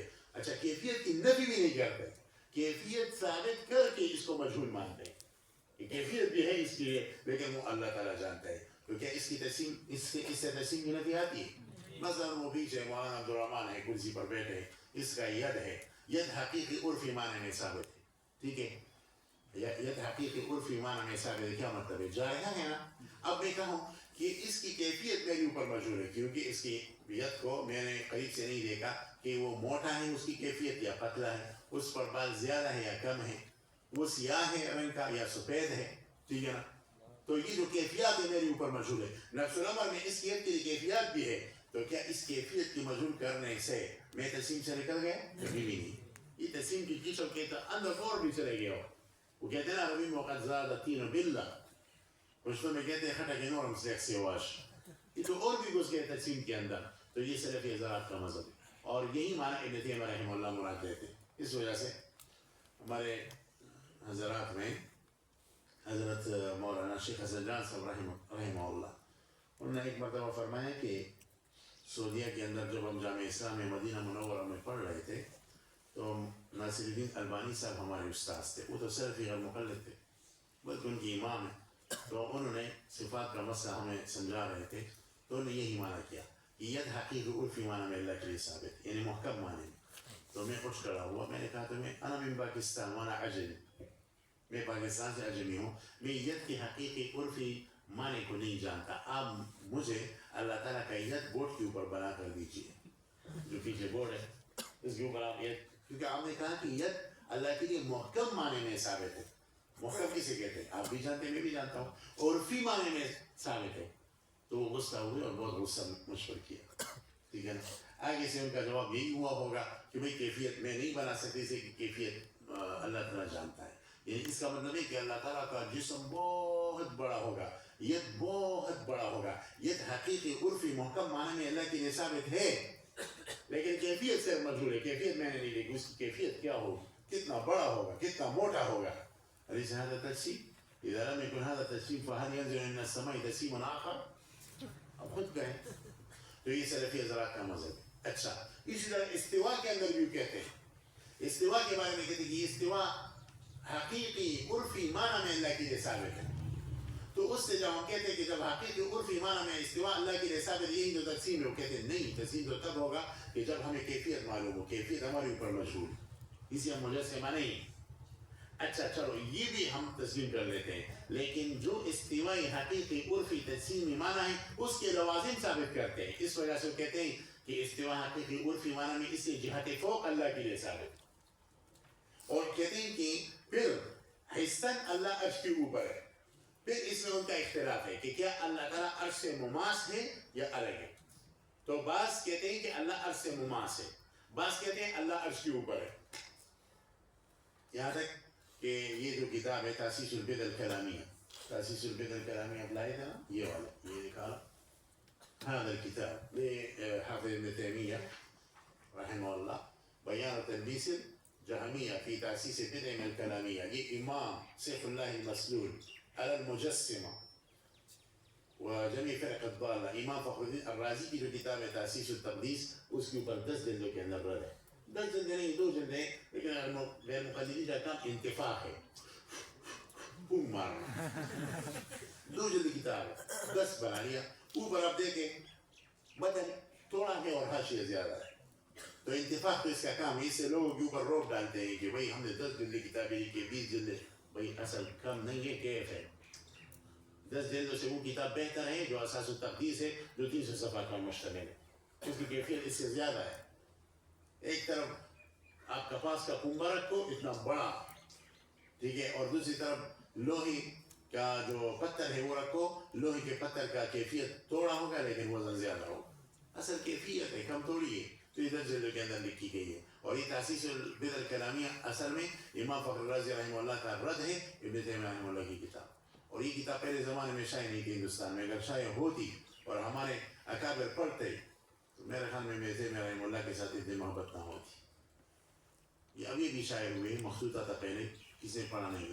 ہمارے قبر میں اتنا ذرات نے پڑھا ہے، جیسے کہ شیخ الاسلام حسین احمد مدنی رحمہ اللہ جس نے 16 سال مسلسل مسجد نبوی کے اندر درس دیا، ان کے سامنے یہ چیزیں تھیں. اس لیے وہ حافظ ابن تیمیہ رحمہ اللہ کو شیخ الاسلام میں نہیں بولتے.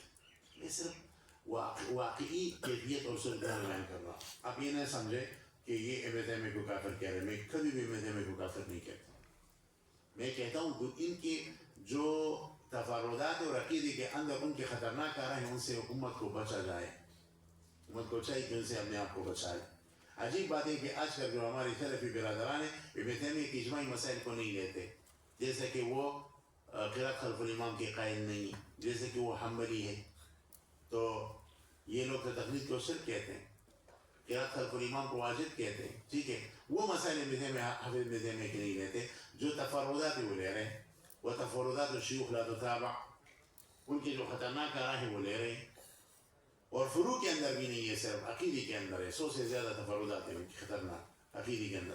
تو بعد میں آج کل جو سلفی برادران ہیں وہ حافظ ابن تیمیہ کے آراء کو لے رہے ہیں. ٹھیک ہے، تو یہ حضرات اصل میں پھر کہتے ہیں کہ یہ جو عرش کے اللہ اوپر ہے نعوذ باللہ، پھر یہ اللہ تعالیٰ عرش کے ساتھ لگا ہوا ہے یا الگ ہے؟ دو قول. ایک قول یہ ہے کہ اللہ تعالیٰ عرش کے ساتھ لگا ہوا ہے، ایک قول یہ ہے کہ عرش کے ساتھ نہیں لگا ہوا. ادھر اچھا، اس کے بعد پھر ایک اور اختلاف ہے. ابو یعلا صاحب کہتے ہیں حنبلی کہ اللہ تعالیٰ کی 6 جہات ہے. تو جو جہت عرش کی طرف ہے، عرش کی طرف جہت تحت اللہ کا، اس کا حصہ یہ ہاتھ اس کے اوپر ہو جائے تو اس کا ایک جہت تحت بھی ہے نا. تو کہتے ہیں اللہ تعالیٰ کی اس طرح جہت تحت. دیکھو نقل کفر نباش، میں صرف نقل کر رہا ہوں. وَنَحْنُ نُنَزِّهُ اللَّهَ تَعَالَى عَنْ هَذِهِ تُرَّحَاتِ وَالْعُسْلَاتِ. سمجھ آ رہی بات نا؟ تو کہتے ہیں جو جہت تحت ہے نا یہ متناہی ہے، ابو یعلا کہتا ہے. اور باقی جو 5 جہات ہیں وہ غیر متناہی ہیں. وہ کہتے ہیں اللہ کے 5 جہات ہیں. تو ابن تیمیہ رحمہ اللہ نے اسی کتاب کے اندر ان کے اوپر رد کیا ابو یعلا کے اندر کہ آپ نے غلط کہا. جب اللہ تعالیٰ حصہ عرش کے اوپر موجود ہے، عرش بھی موجود ہے، اللہ بھی موجود ہے، اور اللہ کی 6 جہات ہے، تو یہ 5 جہات غیر متناہی ہیں اور ایک جہت متناہی ہے. یہ غیر معقول بات ہے. صحیح بات یہ کہ اللہ 6 جہات سے محاط ہے. قرآن کہتے ہیں اللہ محیط.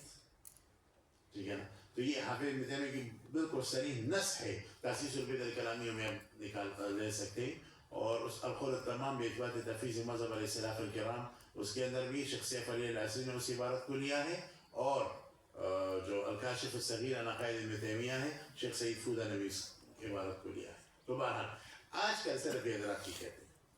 تو ایک قول یہ ہے کہ اللہ تعالیٰ عرش کے ساتھ لگا ہوا ہے، دوسرا قول یہ کہ اللہ تعالیٰ عرش سے فاصلے پر ہے. پھر یہ جو کہتے ہیں کہ عرش سے فاصلے پر ان کے درمیان پہ اختلاف ہے. 2 مذہب بن گئے. ایک کہتے ہیں کہ عرش اور اللہ کے درمیان جو مسافت ہے وہ غیر متناہی ہے. اور دوسرا فرقہ ہے کہ تم تو پاگل ہو، جب اللہ بھی حصہ موجود ہے اور ایک فاصلے پر نیچے عرش بھی موجود ہے، اللہ بھی ایک فاصلے پر حصہ موجود ہے، تو درمیان میں جو مسافت ہے وہ غیر متناہی کیسے ہوگا؟ وہ تو متناہی ہوگا. تم جو بالکل کمکل ہو. تیز وزرائی آ گئی. بعد میں ابن تیمیہ رحمہ اللہ نے اس موضوع پر کتاب ایک اور لکھی، شرح حدیث النزول. شرح حدیث النزول کے اندر انہوں نے یہ دعویٰ کیا کہ ہمارے حنابلہ یعنی مجسمہ کے درمیان اس میں اختلاف ہے کہ جب رات کے آخری حصے میں اللہ تعالیٰ نیچے آتے ہیں، چونکہ وہ نزول کو نزول نقلہ اور نزول من عالم الی سافل جسم کی نزول پر حمل کرتے ہیں. تو کہتے ہیں جب اللہ تعالیٰ پہلے آسمان کی طرف آتے تو کیا عرش ان سے خالی ہوتا ہے یا نہیں ہوتا؟ شرح حدیث النزول کتاب اس موضوع پر لکھی ہے. تو کہتے ہیں کہ ہمارے حنابلہ کا ایک قول یہ ہے کہ جب نیچے آتے تو عرش خالی ہو جاتا ہے. دوسرا راجح قول ہے کہ جب نیچے آتے تو عرش خالی نہیں ہوتا، معاذ اللہ ربڑ کی طرح لمبے ہو جاتے ہیں. نقل کفر نماز. ٹھیک ہے، آج کل سلفی برادران کا یہی مسئلہ ہے، کچھ اجمال کچھ تفصیل کے ساتھ.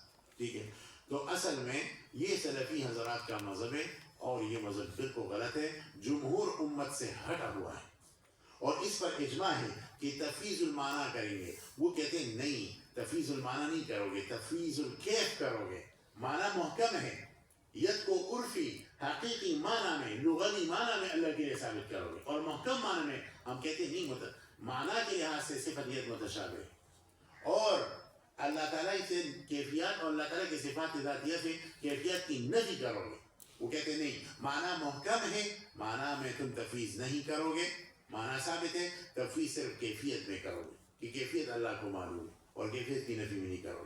ابھی حال ہی میں کتاب چھپی ہے دیکھا ہوں دوسری والی, اور یہ جو حضرت شیخ بہت قابل آدمی ہیں, شیخ دکتور الشریف حاتم بن عارف العونی حفظہ اللہ تعالی, ام القرآن کی استاذ ہے, سعودی, اور شاہی خاندان سے ایسا تعلق, ان کا تعلق کسی ان کو کچھ کے بھی نہیں سکتے مقلدین, یا ان کے دکھا سکتا ہے, ورنہ ادھر تو سلفی کے عقیدے کے خلاف بات کرو دوسرے دن سعودیہ سے رخصت کیا جاتا ہے. اس آدمی کو کچھ نہیں کہہ سکتے. اس لیے یہ کتاب لکھی ابھی حال ہی میں آئی ہے, مجھے اصل نسخہ نہیں, میں نے پی ڈی ایف میں میرا تو فوراً پر سیٹ کر لیا. یہ 500 صفحات ہے, 496 صفحات اس کتاب. اس پوری کتاب کا موضوع یہ ہے کہ جو سلف کا مذہب ہے وہ یہ ہے کہ معنی کے لحاظ سے تفویض کرنا اور کیفیت کی نفی کرنا. لہذا امام مالک سے جو مقولہ ہے جس کے اوپر مستقل محاضرہ آ رہا ہے, الاستواء معلوم والکیف مجہول, کہتے ہیں تقریر لتفویض المعنی لا لاثباته كما يثبته السلفیون. یہ اس کتاب میں تقریر ہے اس کا کہ سلف معنی کا تفویض کرتے تھے اور کہتے ہیں کہ ید کا معنی ہم اللہ کو سفر کرتے ہیں. هذا هو مذهب سلفنا الصالح. ٹھیک ہے, اور آگے لکھا ہے کہ یہ جو الاستواء معلوم امام مالک کے قول سے وہ استدلال کرتے ہیں, استدلال باطل ہے. پھر آخر لکھا ہے کہ تقریر لتفویض المعنى عند اکثر من 90 اماما مخالفین لحافظ ابن تیمیہ فكيف تم تحریف دلالتها. ٹھیک ہے, یہ کتاب پڑھنے کی ہے. اس کتاب نے ان کے کمروں کو توڑ دیا ہے. میرے کو اس سے وہ کچھ نہیں کر سکتے, ایسی کتاب اس نے لکھی ہے. میں تقریباً آدھا تو مطالعہ کر لیا, وقت میرے پاس ابھی ہے نہیں, لیکن پڑھوں گا. اور بہترین کتاب لکھی ہے اس موضوع پر. تو اصل میں سلف کا مذہب جو ہے وہ مفوضہ ہے, اور مفوضہ کیا ہے؟ یفوضون المعنى وینفون الکیفیہ وینزہون اللہ تعالی عن مشابہۃ المخلوقات. یہ 3 دعوے ہو گئے. ایک ہے تفویض, اور دوسرا ہے کیا؟ تنزیہ, اور تیسرا ہے نفی کیفیہ. ٹھیک ہے, تو اس پر پھر ہم نے یہاں دلائل ذکر کی ہیں آپ کی خدمت میں. ٹھیک ہے, تو وہ دلائل آپ کی خدمت میں آ رہے ہیں. آپ کتاب کی طرف چلیں, متقدمین متاخرین کی اصطلاح ہے. آپ آگے چلیں. اہل سنت متقدمین کے موقع بھی تفویض پر دلائل. پہلے ہم نے کتاب اللہ پر سے دلائل دی ہیں کہ بھائی کتاب اللہ کا تقاضا یہ ہے, کتاب اللہ کا مطالبہ یہ ہے کہ معنی کے اندر تفویض کرو. چلو, قل هو اللہ احد. مولانا پہلی دلیل, قل هو اللہ احد اللہ الصمد لم یلد ولم یولد ولم یکن له کفوا احد. یہ سورۃ تنزیہ باری تعالی اور مخلوق کے ساتھ عالم مشابہت پر دلیل ہے. احد کے 2 معنی ہو سکتے ہیں, اللہ یکتا ہے اور اللہ تعالیٰ ایک ہے. لیکن پہلا معنی دوسرے کے بنسبت اولا اور انسب ہے, کیونکہ بعض علماء نے لکھا ہے کہ واحد کے ساتھ ترجمہ کرنے میں تعدد کی نفی تو آتی ہے لیکن تباعد کی نفی نہیں آتی. اب اگر استواء کو ظاہری حقیقی معنی میں لیا جائے تو اللہ تعالیٰ کے لیے جہت فوق ثابت ہو جائے گی, اور جب جہت ثابت ہوگی تو اللہ تعالیٰ کی مشابہت مخلوق کے ساتھ آ جائے گی اور لفظ احد پر عمل نہیں ہو سکے گا. اسی طرح اللہ الصمد میں صمد کا ایک معنی ہے الذی یحتاج الیہ کل احد ولا یحتاج الی احد. اب اگر استواء کو معنی ظاہری حقیقی معنی میں لیا جائے تو اللہ تعالیٰ مکان کی طرف محتاج ہو جائے گا اور صمد اپنے معنی پر باقی نہیں رہے گا. دوسری دلیل, اچھا دیکھیں یہ جو صورت ہے نا قل هو اللہ, اس کی 4 یا 5 آیتیں ہیں علی اختلاف. یہ جامع ترین صورت. اسی وجہ سے صحیح بخاری کی حدیث ہے جس سے ایک مرتبہ سورہ اخلاص کو پڑھا تو پھر سے قرآن کا ثواب ملتا ہے, یعنی قرآن کی 10 پاروں. 3 مرتبہ پڑھا جیسے کہ پورے قرآن کو پڑھا. کیا وجہ ہے؟ وجہ یہ ہے کہ یہ صورت بہت وزنی ہے. اس میں اللہ تعالیٰ, اس کے ہر لفظ میں اللہ تعالیٰ کی صفات کی طرف اشارہ. قل کو لے لو, ہوا کو لے لو, لفظ اللہ کو لے لو, احد کو لے لو, لفظ اللہ کو لے لو. تو لفظ اللہ کی دلالت تو آپ کو معلوم 750 خاصیات ہے مستقل. مولانا موسیٰ روحانی بازی نے اس علم کے متعلق علم ایجاد کیا ہے, دریافت کیا ہے, علم و اسم الجلالہ. انہوں نے کتاب بھی کی ہے فتح اللہ بخصائص الاسم اللہ. 750 خاصیات اس لفظ کی ذکر کی ہے. ہوا کو لے لو, ہوا کے اندر باقاعدہ اللہ تعالیٰ کی صفات کی طرف اشارہ ہے. ہوا یہ 2 لفظوں سے مرکب ہے, ہا اور واو. ہا یہ اقصائی مخرج ہے اور واو بالکل آخری مخرج ہے. اس کے اندر اللہ تعالیٰ کی صفات کی طرف اشارہ ہے. کہتے ہیں ہوا. ہا کے اندر اللہ تعالیٰ کے الباطن صفت کی طرف اشارہ ہے, کیونکہ یہ جو پہلا والا مخرج ہے بالکل گردن کے اندر ہے, بندہ نہیں دیکھ سکتا, تو یہ الباطن کی طرف اشارہ ہے. واو الظاہر کی طرف اشارہ ہے. کیونکہ جب واو تم ادا کرتے تو تم دیکھ سکتے ہو یہ اللہ تعالیٰ کی صفت الظاہر کی طرف اشارہ ہے. اسی طرح ہاں یہ مخارج میں اول مخرج ہے تو یہ اللہ تعالیٰ کی صفت الاول کی طرف اشارہ ہے. واو بالکل آخری مخرج ہے اس میں اللہ تعالیٰ کی صفت الآخر کی طرف اشارہ ہے. پھر واو کے دیکھیں واو جب تم ادا کرو گے تو 2 مرتبہ آپ کے ہونٹ کا دائرہ بنے گا گول دائرہ تو یہ اللہ تعالیٰ کی صفت المعیدو کی طرف اشارہ ہے کہ اللہ دوبارہ یہ ادا کرے. اس طرح ہونٹ 2 مرتبہ گول دائرے میں آتے ہیں. ٹھیک ہے تو الاول الآخر الباطن الظاہر المعید یہ 5 صفات تو صرف ہوا کے اندر ہو گئی. یہ مشہور محقق ہے علامہ فیروز آبادی رحمہ اللہ مشہور مؤلف ہے. انہوں نے اس تفسیر کی اس صورت کی تفصیل کی بہت سارے لوگوں نے لکھی ہے لیکن اس رسالے کا خاصیت یہ ہے ان کی رسالے کا نام ہے حاصل کورۃ الخلاص فی تفسیر سورۃ الاخلاص. کورۃ الخلاص عربی میں یہ جو شہد کی مکھیاں ہوتے ہیں نا جہاں یہ اپنا گھونسلہ بناتے ہیں اس کو کورۃ کہتے ہیں. حاصل کورۃ الخلاص فی تفسیر سورۃ الاخلاص. اس تفسیر کو آپ اٹھائیں اس رسالے کو انہوں نے کمال کیا ہے کہ اس سورت کی ہر لفظ سے اللہ کی صفات کو ثابت کیا ہے. اس وجہ سے یہ سورت بہت وزنی ہے. تو یہ اللہ کی تنزیہ پر دلالت کرنے والی سب سے بہترین سورت ہے. تو یہ سورت اس بات کا اعلان کر رہا ہے کہ تفویض معنی میں کرو. یہ نہیں کہ صفت ید محکم معنی میں اللہ کے لیے ثابت ہے اور عرفی معنی میں اللہ کے لیے ثابت ہے. عرفی معنی تو ید کا جسم ہے گوشت ووشت کا ٹکڑا ہے. تو یہ پہلی دلیل ہے. چلو دوسری دلیل لیس کمثلہ شیء وہو السمیع البصیر. یہ آیت جو ہے نا الگ ایک مستقل دنیا ہے. امام راضی رحمہ اللہ نے تفسیر کبیر میں سورہ شورہ کی اس آیت کے نیچے بہت زبردست تفصیل دی ہے. اگر اس کو کوئی محقق الگ کرے اس کو تحقیق کرے مستقل رسالہ بن سکتا ہے. اور لوگوں نے بھی لیس کمثلہ شیء آیات پر جو ہے نا مستقل کتابیں لکھی ہے رسائل لکھی ہے. لیس کمثلہ شیء وہو السمیع البصیر. اس کی ایک تفسیر تو یہ ہے کہ مثل کو زائد کرو اور معنی یہ ہوگا لیس کہوا شیء وہو السمیع البصیر. اللہ کی ذات کی طرح کوئی دوسری چیز نہیں. لیس کہوا ٹھیک ہے. اور دوسری یہ ہے کہ کاف کو زائد کیا کہتے ہیں کاف کو زائد کرو لیس مثلہ شیء وہو السمیع البصیر. ٹھیک ہے نا. اور مطلب یہ ہوگا لیس کمثلہ شیء لیس مثلہ شیء. جب کاف کو زائد کرو اس کا مطلب ہے کہ اللہ کی ذات کی طرح کوئی نہیں ہے. عرب کہتے ہیں نا مثلک لا يتکلم بهذا یعنی انت لا تتکلم بهذا. تو یہ مثل یہاں مقحم ہے مثل زائد ہے. عرب کہتے ہیں مثلک لا يتکلم بهذا تو اس میں مثل کا معنی نہیں ہو گیا انت لا تتکلم بهذا. تو لیس مثلہ شیء وہو السمیع البصیر. اللہ کی ذات کی طرح کوئی چیز نہیں. تو یا تو مثل زائد ہے یا کاف زائد ہے یا دونوں زائد نہیں ہے. تو پھر معنی ایک اور ہوگا یا تو معنی دو معنی ہوں گے یا تو معنی ہو لیس کمثلہ شیء اللہ کی ذات کی طرح کوئی چیز نہیں ہے ایک معنی. دوسرا معنی کہ لیس کمثلہ شیء اللہ تعالیٰ کے لیے مثل نہیں اللہ تعالیٰ کی ذات کی طرح کوئی چیز نہیں ہے.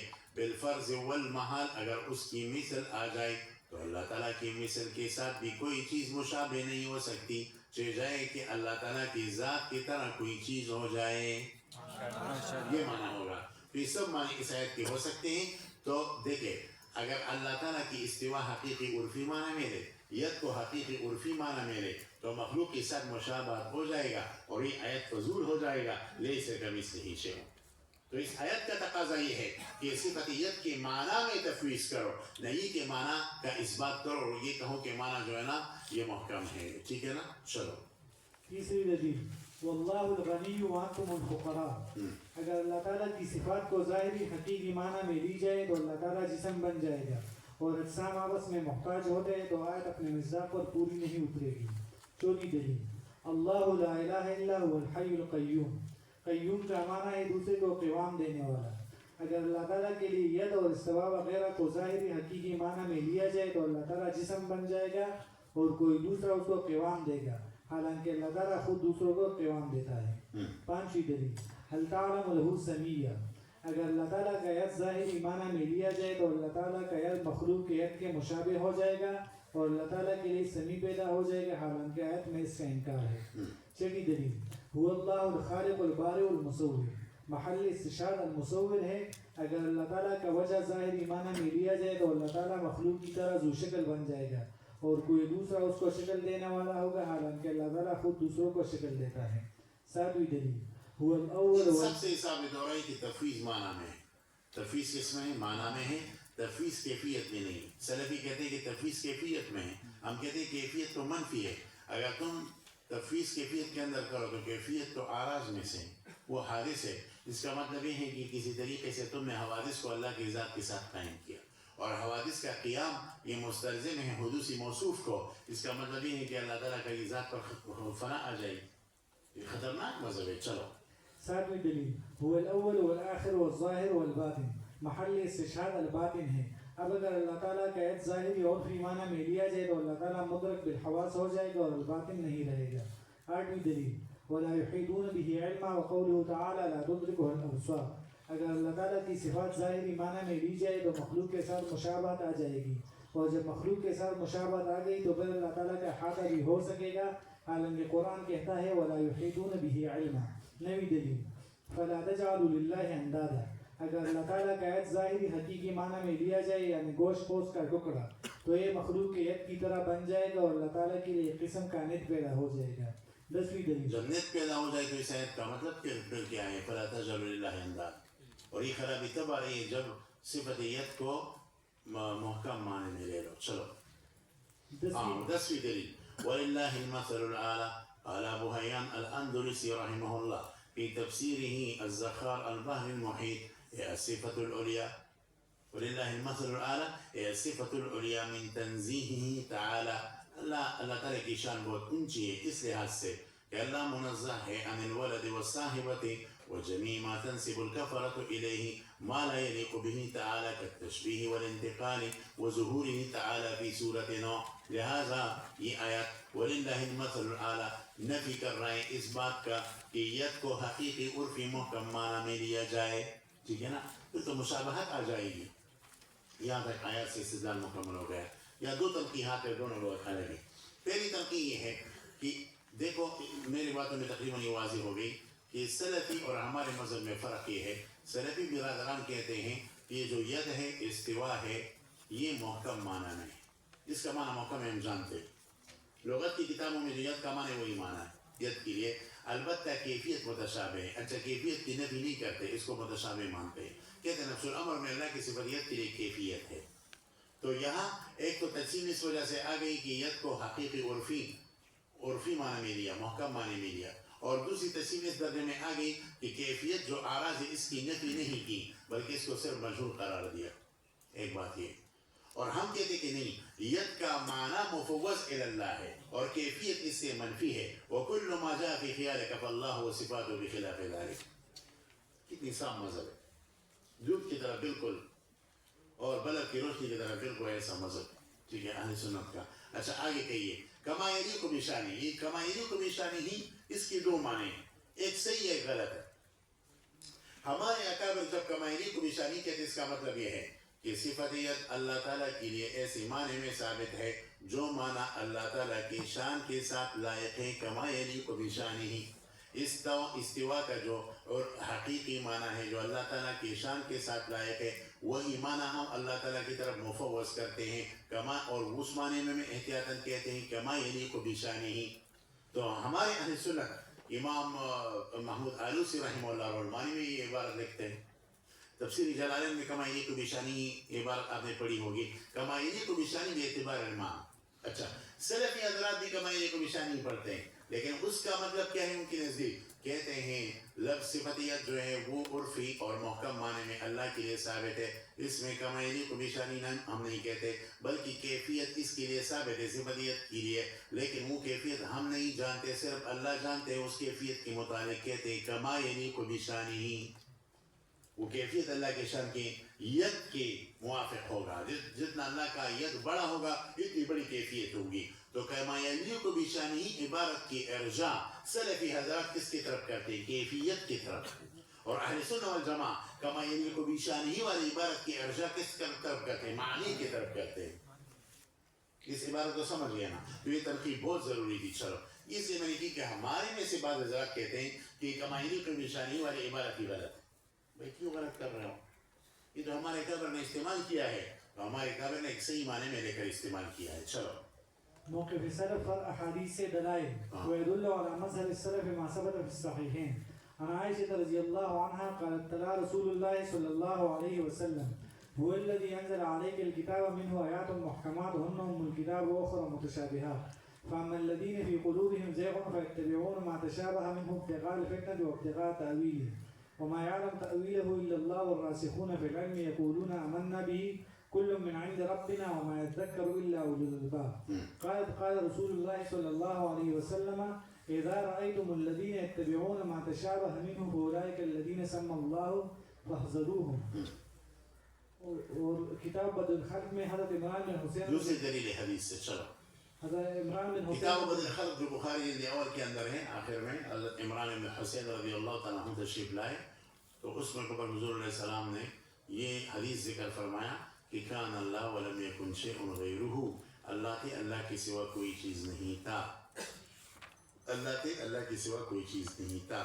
تو اگر تم استوا کو حقیقی عرفی معنی میں لو تو اس کا مطلب ہے کہ عرش بھی قدیم، کیونکہ اللہ تعالیٰ کی صفت استوا تو وہ لوگ قدیم مانتے ہیں، تو استوا علی العرش تو تبھی ہوگا جب عرش بھی قدیم ہو. اور ادھر حضور فرماتے ہیں کان اللہ ولم یکن شیء غیرہ، تو اس سے پتہ چلا کہ صفت استوا کا معنی جو ہے وہ مفوض الی اللہ ہے، ٹھیک ہے نا، اور وہ معنی صرف اللہ تعالیٰ جانتا ہے. تو یہ اس حدیث سے بھی استدلال ہے. مذہبی سلف پر اجماع سے دلائل کتاب سنت کے بعد کیا ہے؟ اجماع ہے. تو کیا کہتے ہیں؟ یہ ہے امام الحرمین جوینی کے رسالہ نظامیہ العقیدۃ النظامیہ. اس کا جو اچھا نسخہ تو یہ والا نہیں ہے، اچھا نسخہ وہ ہے جو امام ظاہر کوثری نے شائع کیا، لیکن ابھی حال ہی میں دوسری تحقیق یہ بھی ہوئی ہے. بہترین کتاب ہے العقیدۃ النظامیہ کے اندر کہتے ہیں قال الامام الحرمین والدلیل السمعی والقاطع فی ذلک، اور اللہ تعالیٰ کی صفت اللہ تعالیٰ کی صفات میں تفویض کے اوپر دلیل قطعی یہ ہے کہ ان اجماع الامت حجت المتبع، اجماع امت اس پر دلالت کرتی ہے کہ تفویض کے اوپر تفویض کو ثابت کرو. وهو مستند معظم الشریعہ، کہ اجماع جب تفویض کے اوپر اجماع آ گیا تو شریعت کی سب سے بڑی دلیل ہے. وقال الامام الرازی التمسک، کہ ہم تفویض کرتے ہیں یعنی سلف تفویض کرتے ہیں تو ان کے لیے دلیل کیا ہے؟ کہتے ہیں کہ التمسک باجماع الصحابہ رضی اللہ عنہم ان هذه المتشابهات في القرآن والاخبار كثيرة والدواعي الى البحث عنها والوقوف على حقائق متوفرة، فلو كان البحث عن تابعية على سبيل التفسير جائزة لكان اولى الخلق بذلك الصحابة والتابعون رضی اللہ عنہم. صحابہ نے تعویل نہیں کیا، تفویض کیا ہے، یہ تفویض کے اوپر اجماع کی دلیل ہے، ٹھیک ہے. اور اگر صحابہ تعویل کرتے ولو فعلوا ذلك لاشتهر ونقل بالتواتر وحيث لم ينقل عن واحد من الصحابة التابعين الخوض فيها علمنا ان الخوض فيها غیر جائز. تو صفتیت کے معنی کو بیان نہ کرو، صرف تفویض کرو معنی کے اندر، اور یوں کہو کہ صفتیت کے معنی صرف اللہ تعالیٰ جانتے ہیں، اور اجماع بھی نقل کیے انہوں نے. اچھا، مذہب السلف یعنی تفویض المعنی پر علماء محققین کی اقوال. قال الامام، یہ ہو گئی کتاب اللہ، سنت رسول، اجماع، اور چوتھی طرف کے سلف کے اقوال آ گئے.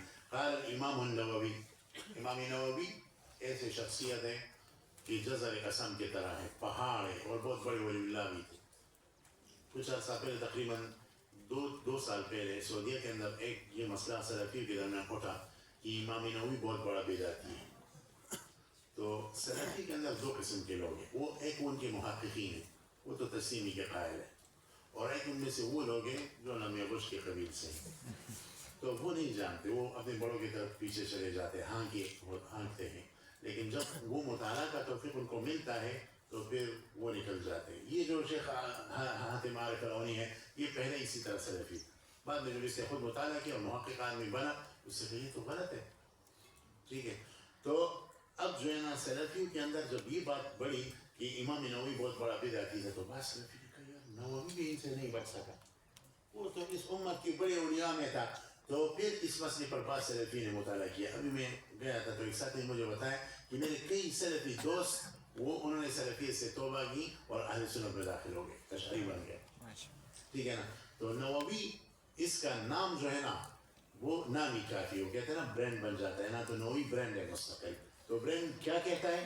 سنو، هذا الحديث من احاديث الصفات، حدیث نزول کے بارے میں کہتے ہیں هذا الحديث من أحاديث الصفات وفيه مذهبان مشهوران للعلماء سبق إيذاهما في كتاب الإيمان ومختصرهما أن أحدهما وهو مذهب جمهور السلف وبعض المتكلمين أنه يؤمن کہ سلف صالحین کا مذہب یہ ہے کہ ان صفات کے اوپر جیسے ید ہے استوا ہے اور عین ہے ایمان لاؤ بأنها حق علامہ یلیق باللہ تعالی کہ جس طرح معنی اللہ کے شان کے ساتھ لائق ہے اس معنی میں ہم اس کو حق مانتے ہیں وأن ظاہرها المتعارف فی حقنا غیر مراد اور وہ معنی جو ہمارا حقیقی معنی ہے وہ معنی اللہ کی جانب میں بالکل غیر مراد ہے ولا يتکلم فی تعویل ہے اس کی تعویل نہیں کرنی چاہیے ما اعتقاد تنزیل اللہ تعالیٰ ساتھ ساتھ اعتقاد بھی رکھو تعویل تفسیر نہیں کرنی چاہیے اور ساتھ ساتھ یہ اعتقاد بھی رکھو کہ اللہ تعالیٰ منزہ ہے صفات مخلوق سے وعن انتقال اور حدیث النزول ینزل اللہ اس حدیث النزول کے اندر اللہ تعالیٰ پاک ہے انتقال سے اور حرکات سے وسائر سمات المخلوق اور مخلوق کے ہر قسم ملاوٹوں سے والثانی اور علامات سے والثانی اور دوسرا اہل سنت کا مذہب ہے متاخرین کا والثانی مذہب اکثر المتکلمین وجماع من السلف وهو محکی عن المالک والاوزاعی انہا تتأول کہ ان صفات کے اندر مناسب تعبیر کی جائے علامہ یلیق بها بحسب مواطنها سمجھ میں آئی بات یہ جو عبارت ہے عابزر سے لکھنے کے قابل ہے اچھا قال الامام حافظ ابن حجر الاسقلانی حافظ الدنیا قال اما التفویض و اما التاویل اہل سنت کی دو ہی مذہب ہے تفویض یا تاویل غیر مقلدین حضرات تفویض کو بدعت کہتے ہیں اصل میں اثبات المعنی ہے اصل مذہب کیا ہے اثبات المعنی تفویض بدعت ہے اور جو اپنے آپ کو بچاتے ہیں وہ کہتے ہیں ہم بھی تفویض کرتے ہیں تو کیا معنی تفویض کرتے ہیں یعنی تفویض الکیف کرتے ہیں معنی کا تفویض نہیں کرتے لیکن ان کے جو متصلب لوگ ہیں جو متعصب وہ کہتے ہیں نہیں تفویض بدعت ہے ابن تیمیہ رحمہ اللہ نے خود لکھا ہے کہ ومن شر المذاہب التفویض بدترین مذہب تفویض کا ہے کیونکہ اس میں تسلیم کی نفی ہوتی ہے یہ بات ہے کہتے ہیں کہ قال الامام حافظ ابن حجر اما التفویض و اما التاویل یا تو مذہب اہل سنت کا تفویض ہے یا تاویل ہے وقال ایضا ایک دوسری جگہ فرماتے ہیں تین مذاہب کو ذکر کیا تین مذاہب کو اور پہلے دو مذہب کو رد کیا آخر میں تیسرا مذہب یہ ہے الثالث امرارها على ما جاءت مفوضا آگے کیا ہے آپ کہیں مفوضا معناها مفوض الکیفیہ نہیں کہا کیا کہا مفوضا معناها الى اللہ تعالی کہ ہم اللہ تعالیٰ کی صفت کی معنی کو اللہ کی طرف تفویض کرتے ہیں قال الطیبی امام اہل سنہ امام طیبی فرماتے ہیں هذا هو المذهب المعتمد یہ معنی کا جو تفویض ہے یہ مذہب معتمد ہے وبه يقول السلف الصالح سلف صالح یہی کہتے ہیں سمجھائے بات یہ بات بے بزر کے لیے یہ قابل کیا خیر ہے آگے قال الامام زرکشی بدر الدین زرکشی فرماتے ہیں وقد اختلف الناس في الموارد منها في الآیات والاحادیث على ثلاث فرق متشابہات کے اندر تین فرقے ہیں الاول انه لا مدخل التاویل فيها بل تجرى على ظاہرها پہلا مذہب جو باطن ہے وہ یہ ہے کہ تعویل بالکل نہیں کرنی چاہیے نہ تعویل اجمالی اور نہ تعویل تفسیری بلکہ ظاہری عرفی معنی پر حمل کرو ولا تو اول تعویل بھی نہ کرو تفسیریہ شعر میں نہ وہم المشبہہ یہ مذہب کس کا ہے مشبہہ اب فرق نکالو سلفی حضرات کے مذہب میں اور اس مذہب میں اور یہ مذہب مشبہہ کا ہے والثانی ان لها تعویلا کہ اس کے لیے مناسب تعویل ہے ولكننا نمسك عنه لیکن ہم اس سے امساک کرتے ہیں ما تنزیح اعتقاد عن الشبہ والتعطیل اور ہم ساتھ ساتھ یہ بھی اعتقاد رکھتے ہیں کہ اللہ تعالیٰ اپنی صفتیت میں مخلوق کی مشابہت سے پاک ہے اور اللہ تعالیٰ سے صفتیت کی تعطیل بھی نہیں کرتے ہیں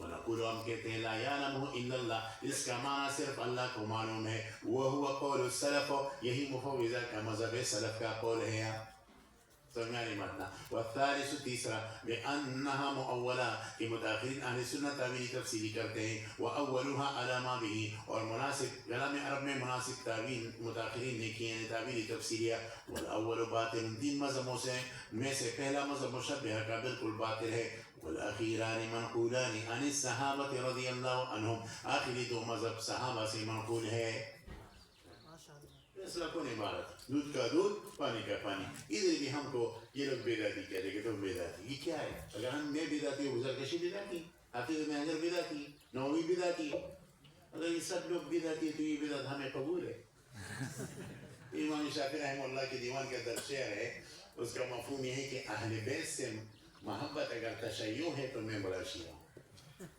اہل بیت سے محبت یہ تشیع نہیں ہے صحابہ کی بے ادبی کرنا یہ تشیع اور رفض ہے. اہل بیت سے محبت ہمارے ایمان کا حصہ ہے. ٹھیک ہے نا, اہل بیت سے تو محبت ہمارے ایمان کا حصہ ہے. وہ رسول اللہ صلی اللہ علیہ وسلم کی مبارک اولاد ہے.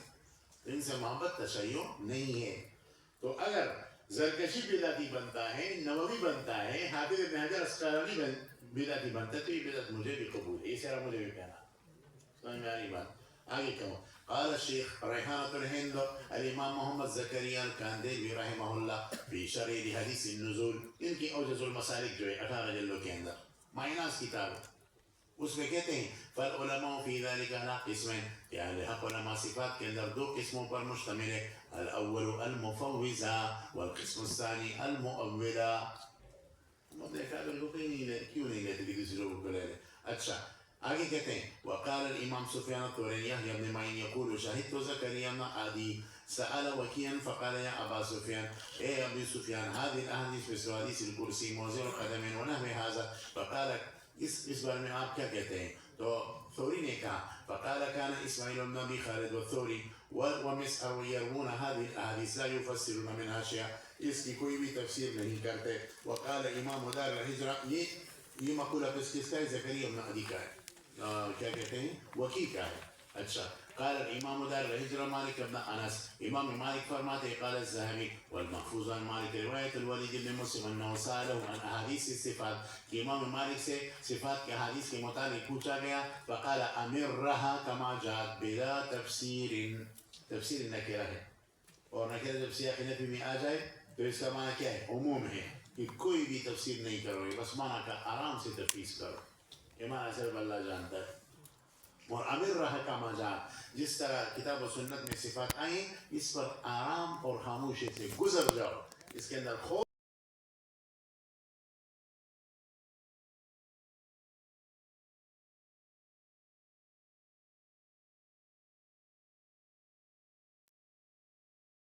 قال محمد بن الحسن في الاحاديث التي جاءت ان الله يهبط الى السماء الدنيا ونحو هذا من الاحاديث. یعنی صفات متشابہات کے احادیث کے بارے میں امام محمد فرماتے ہیں ان هذه الاحاديث قد روتها الثقات ونحن نرويها. یہ جو کہ ثقہ راویوں نے ضعیف کرتی ہیں احادیث ہم بھی روایت کرتے ہیں. ونؤمن بها, ہم ایمان لاتے ہیں. ولا نفسرها, اور ہم اس کی تفسیر بالکل نہیں کرتے, ہم اس کی تفسیر بالکل نہیں کرتے. وقال امام سفیان بن عیینہ قال احمد بن ابي الحواري يقول سمعت سفيان بن عيينة يقول كل ما وصف الله من نفسه في كتابه فتفسيره تلاوته والسكوت عليه. کہ بھئی ہر چیز کی تفسیر نہیں کی جاتی کہ اس کے معنی میں خوض کرو. صفات متشابہات کی تفسیر یہ ہے کہ اس کے اوپر خاموشی سے گزر جاؤ. یہ متشابہات ہیں. متشابہات جیسے کہ ہم کہتے ہیں کاف ہا یا عین صاد, اس کا معنی صرف اللہ جانتا ہے. اللہ عالمہ بمرادہ بذالک, ہم کہتے ہیں نہیں کہتے, تفسیر جلانے میں پڑھا ہے نا, ایسی متشابہات یہ ہے. سلفی کہتے نہیں یہ محکمات ہیں. اچھا وقال الامام وکیع بن الجراح قال وکیع ادرکنا اسماعیل بن ابی خالد وسفیان وسلیمان يحدثون بهذه الاحاديث ولا يفسرون شيئا. وقال الامام عبداللہ بن الزبیر الحمیدی, امام بخاری کی وہ استاد جس میں صحیح بخاری کے اندر پہلی حدیث منقول ہے ان سے, حدثنا الحمیدی, کیا کہتے ہیں وما نطق به القرآن والحديث مثله. وقالت اليهود يد الله مغلولة والسماوات مطويات بيمينه, اس کے اندر جو صفات ہے وما اشبه هذا لا نزيد فيه, اس میں ہم کوئی زیادت نہیں کرتے, جو نصوص سے ثابت ہے وہ صفات ہم مانتے ہیں. ولا نفسره, ہم تفسیر نہیں کرتے, کیونکہ تفسیر تو اس ید کی جاتی ہے جو محکم معنی میں لیا جائے, جو سلفی کرتے ہیں. اور یہ کیا بول رہے ہیں ولا نفسره, ہم بالکل تفسیر نہیں کریں گے. ونقف على ما وقف عليه القرآن والسنة ونقول الرحمن على العرش استوى ومن زعم غير هذا فهو مبطل جهمي ومعتزلی ہوگا. ٹھیک ہے نا. آگے کہتے ہیں وقال الامام الغزالی, امام غزالی یہ جو نص ہے یہ میں نے اس کتاب سے لیا ہے, الزام العوام عن علم الکلام, تعریف الامام المجدد حجت الاسلام والمسلمین ابی حامد الغزالی. بہت قیمتی نص ہے, اس کو آپ سنیں. وقال الامام الغزالی, یہ نص اس قابل ہے کہ مستقل شرح اس پر لکھی جائے. کلیہ ہے, بالکل قاعدہ کلیہ ہے, بہت ساری جزیات اس سے مستنبط ہو سکتے ہیں. کہتے ہیں اعلم, اے طالب علم خوب جان لو, ان الحق الصریح الذی لا مراء فیہ عند اہل البصائر هو مذہب الصلاح, حق صریح سلف کا مذہب ہے, عنی مذہب الصحابۃ والتابعین, صفات کے اندر کہ جو مفوضہ ہے.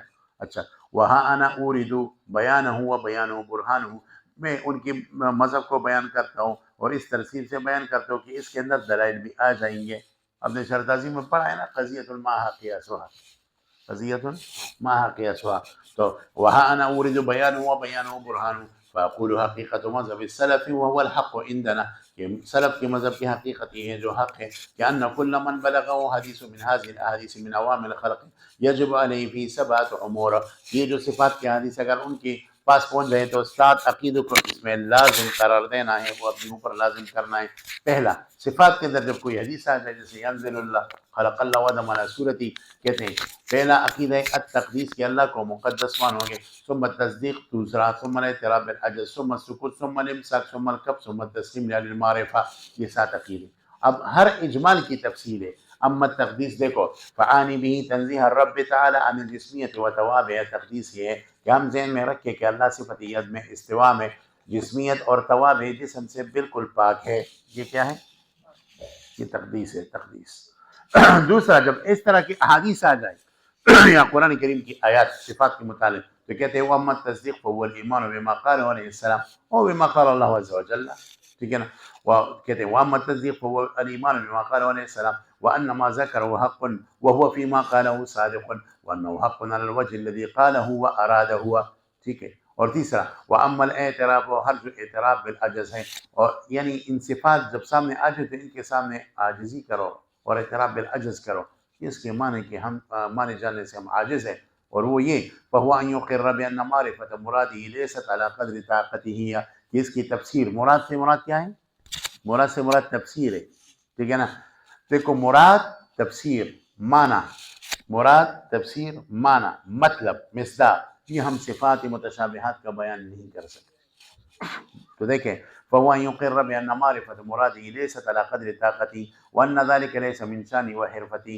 وَأَمَّا السُّكُوتُ، اور اگلا عقیدہ ان صفات کے اندر سکوت کا رکھو، اور وہ یہ کہ فَأَلَّا يَسْأَلَ عَنْ مَعْنَاهُ، کہ کسی سے اس کی تفسیر کا نہ پوچھوں. معنی وہ معنی نہیں ہے جو آپ کے ہاں ہے. آپ کے ہاں تو معنی ترجمہ ہے نا. ہم کہتے ہیں اس لفظ کا معنی کرو، کیا مطلب؟ ليس هذا المعنى معنانا، هذه معنى العرب. عرب جب معنی استعمال کرتے ہیں مراد کیا لیتے ہیں؟ تفسیر. تو کہتے ہیں اس کی تفسیر مطلب اور مراد کو، صفات متشابہات کے مطلب اور مراد کو ہم نہیں جان سکتے.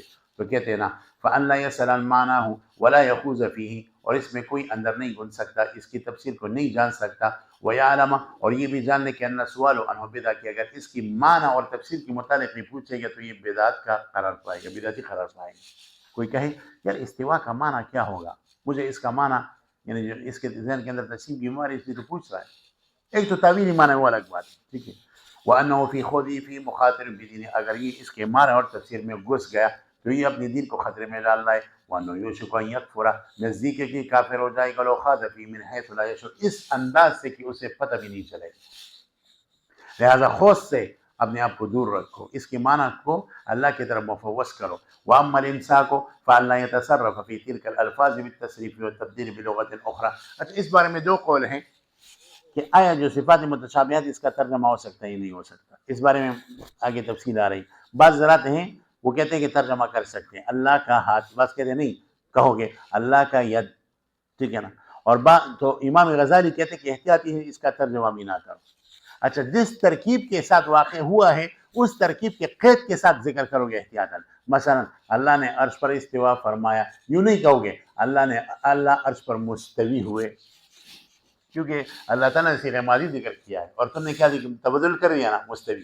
یہ غیر احتیاطی ترجمہ ہے. ناجائز تو نہیں کہتے ہم، غیر احتیاطی ترجمہ ہے، غیر اولا ہے. کیوں؟ فرق بھی پڑتا ہے. استوا کے اندر فاعل ضعف کے ساتھ موجود ہے، اور مستوی اس میں فاعل کے اندر فاعل قوت کے ساتھ جو ہے موجود ہے. یہ فرق آ گیا. تو کوئی یہ کہے کہ اللہ عرش پر مستوی، یہ ترجمہ جائز تو ہے، غیر احتیاطی ہے، غیر اولا ترجمہ ہے. امام غزالی اس طرف اشارہ کر رہے ہیں. اچھا، تو کہتے ہیں وَأَمَّا الْإِمْسَاكُ فَأَلَّا يَتَصَرَّفَ فِي تِلْكَ الْأَلْفَاظِ بِالتَّصْرِيفِ وَالتَّبْدِيلِ بِلُغَةٍ أُخْرَى وَالزِّيَادَةِ فِي وَالنُّقْصَانِ مِنْهُ وَالْجَمْعِ وَالتَّفْرِيقِ. زیادت بھی نہیں کر سکتے، جمع بھی نہیں کر سکتے، تفریق بھی نہیں کر سکتے. مثلا آپ نے ایک جگہ سے لفظ عین کو اٹھایا جو اللہ کی صفت متشابہ ہے، دوسری جگہ سے لفظ اللہ کو اٹھایا، عین اللہ کہا، اور یوں کہا کسی کا نام رکھ دیا عین اللہ. یہ ہذا خطا، کیونکہ اگر کسی کی ذہن میں جارحہ نہیں آئے گا تو عین اللہ سے جارحہ آ جائے گا. جسے محققین کہتے ہیں عین اللہ نام رکھنا غیر اولا ہے. سمجھ میں آ رہی بات نا؟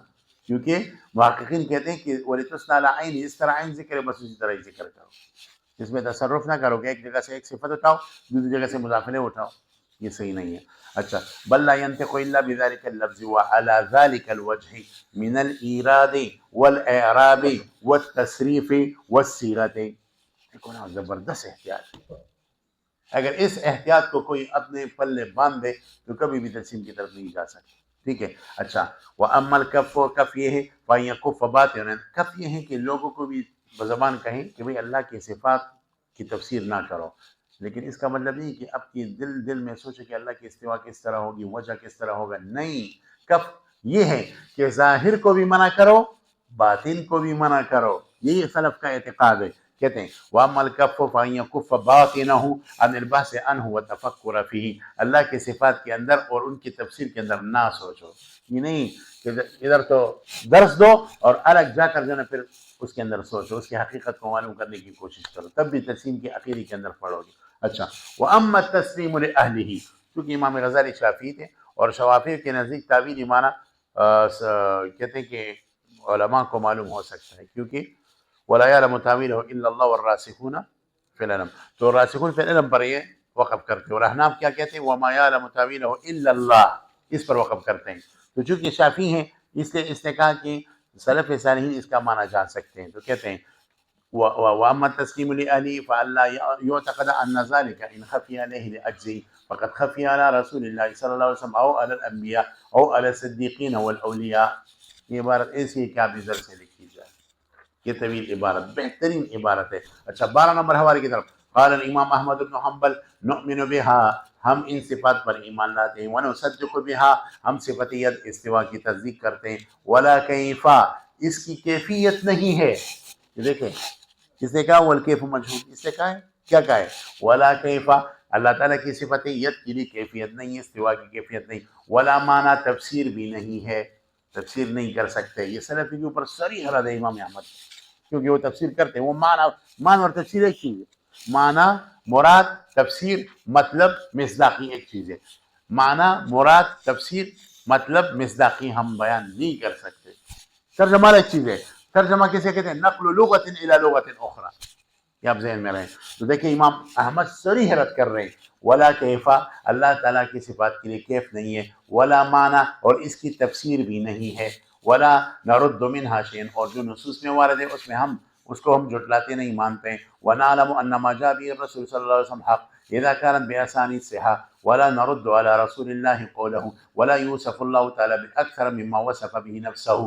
اگر تم الرحمن علی العرش استوى کے ساتھ بذات ہی لگاؤ گے یہ بدعت ہے، کیونکہ یہاں لکھا ہے ولا يوصف اللہ باکثر مما وصف به نفسه، فأين جاء بذاته، هذا من بطنك۔ اچھا، اور وصفه به رسول بلا حد ولا غایت، وقال الامام محمد بن عیسی الترمذی یمین الرحمن ملأ صحا ولا یغیظها الليل والنهار، قال ارأيتم ما انفق منذ خلق السماوات والارض فانه لم يغز ما في يمينه وعرش ولا الماء وبيده الاخرى، وبيده شمال نہیں کہا، کیا کہا؟ کیونکہ شمال نقص ہوتا ہے تو شمال نہیں کہا، لہٰذا ایک حدیث میں آتا ہے وکلتا یدہ یمین، اس سے پتہ چلا کہ اللہ کا ید جارحہ کے قبیل سے نہیں، ٹھیک ہے، اگر جارحہ کے قبیل سے ہوتے تو ایک بایاں ہوتا ایک دایاں ہوتا، اس لیے کہا وکلتا یدہ یمین، اور یہاں وبیدہ الاخری کہا ہے، وبیدہ الشمال نہیں کہا۔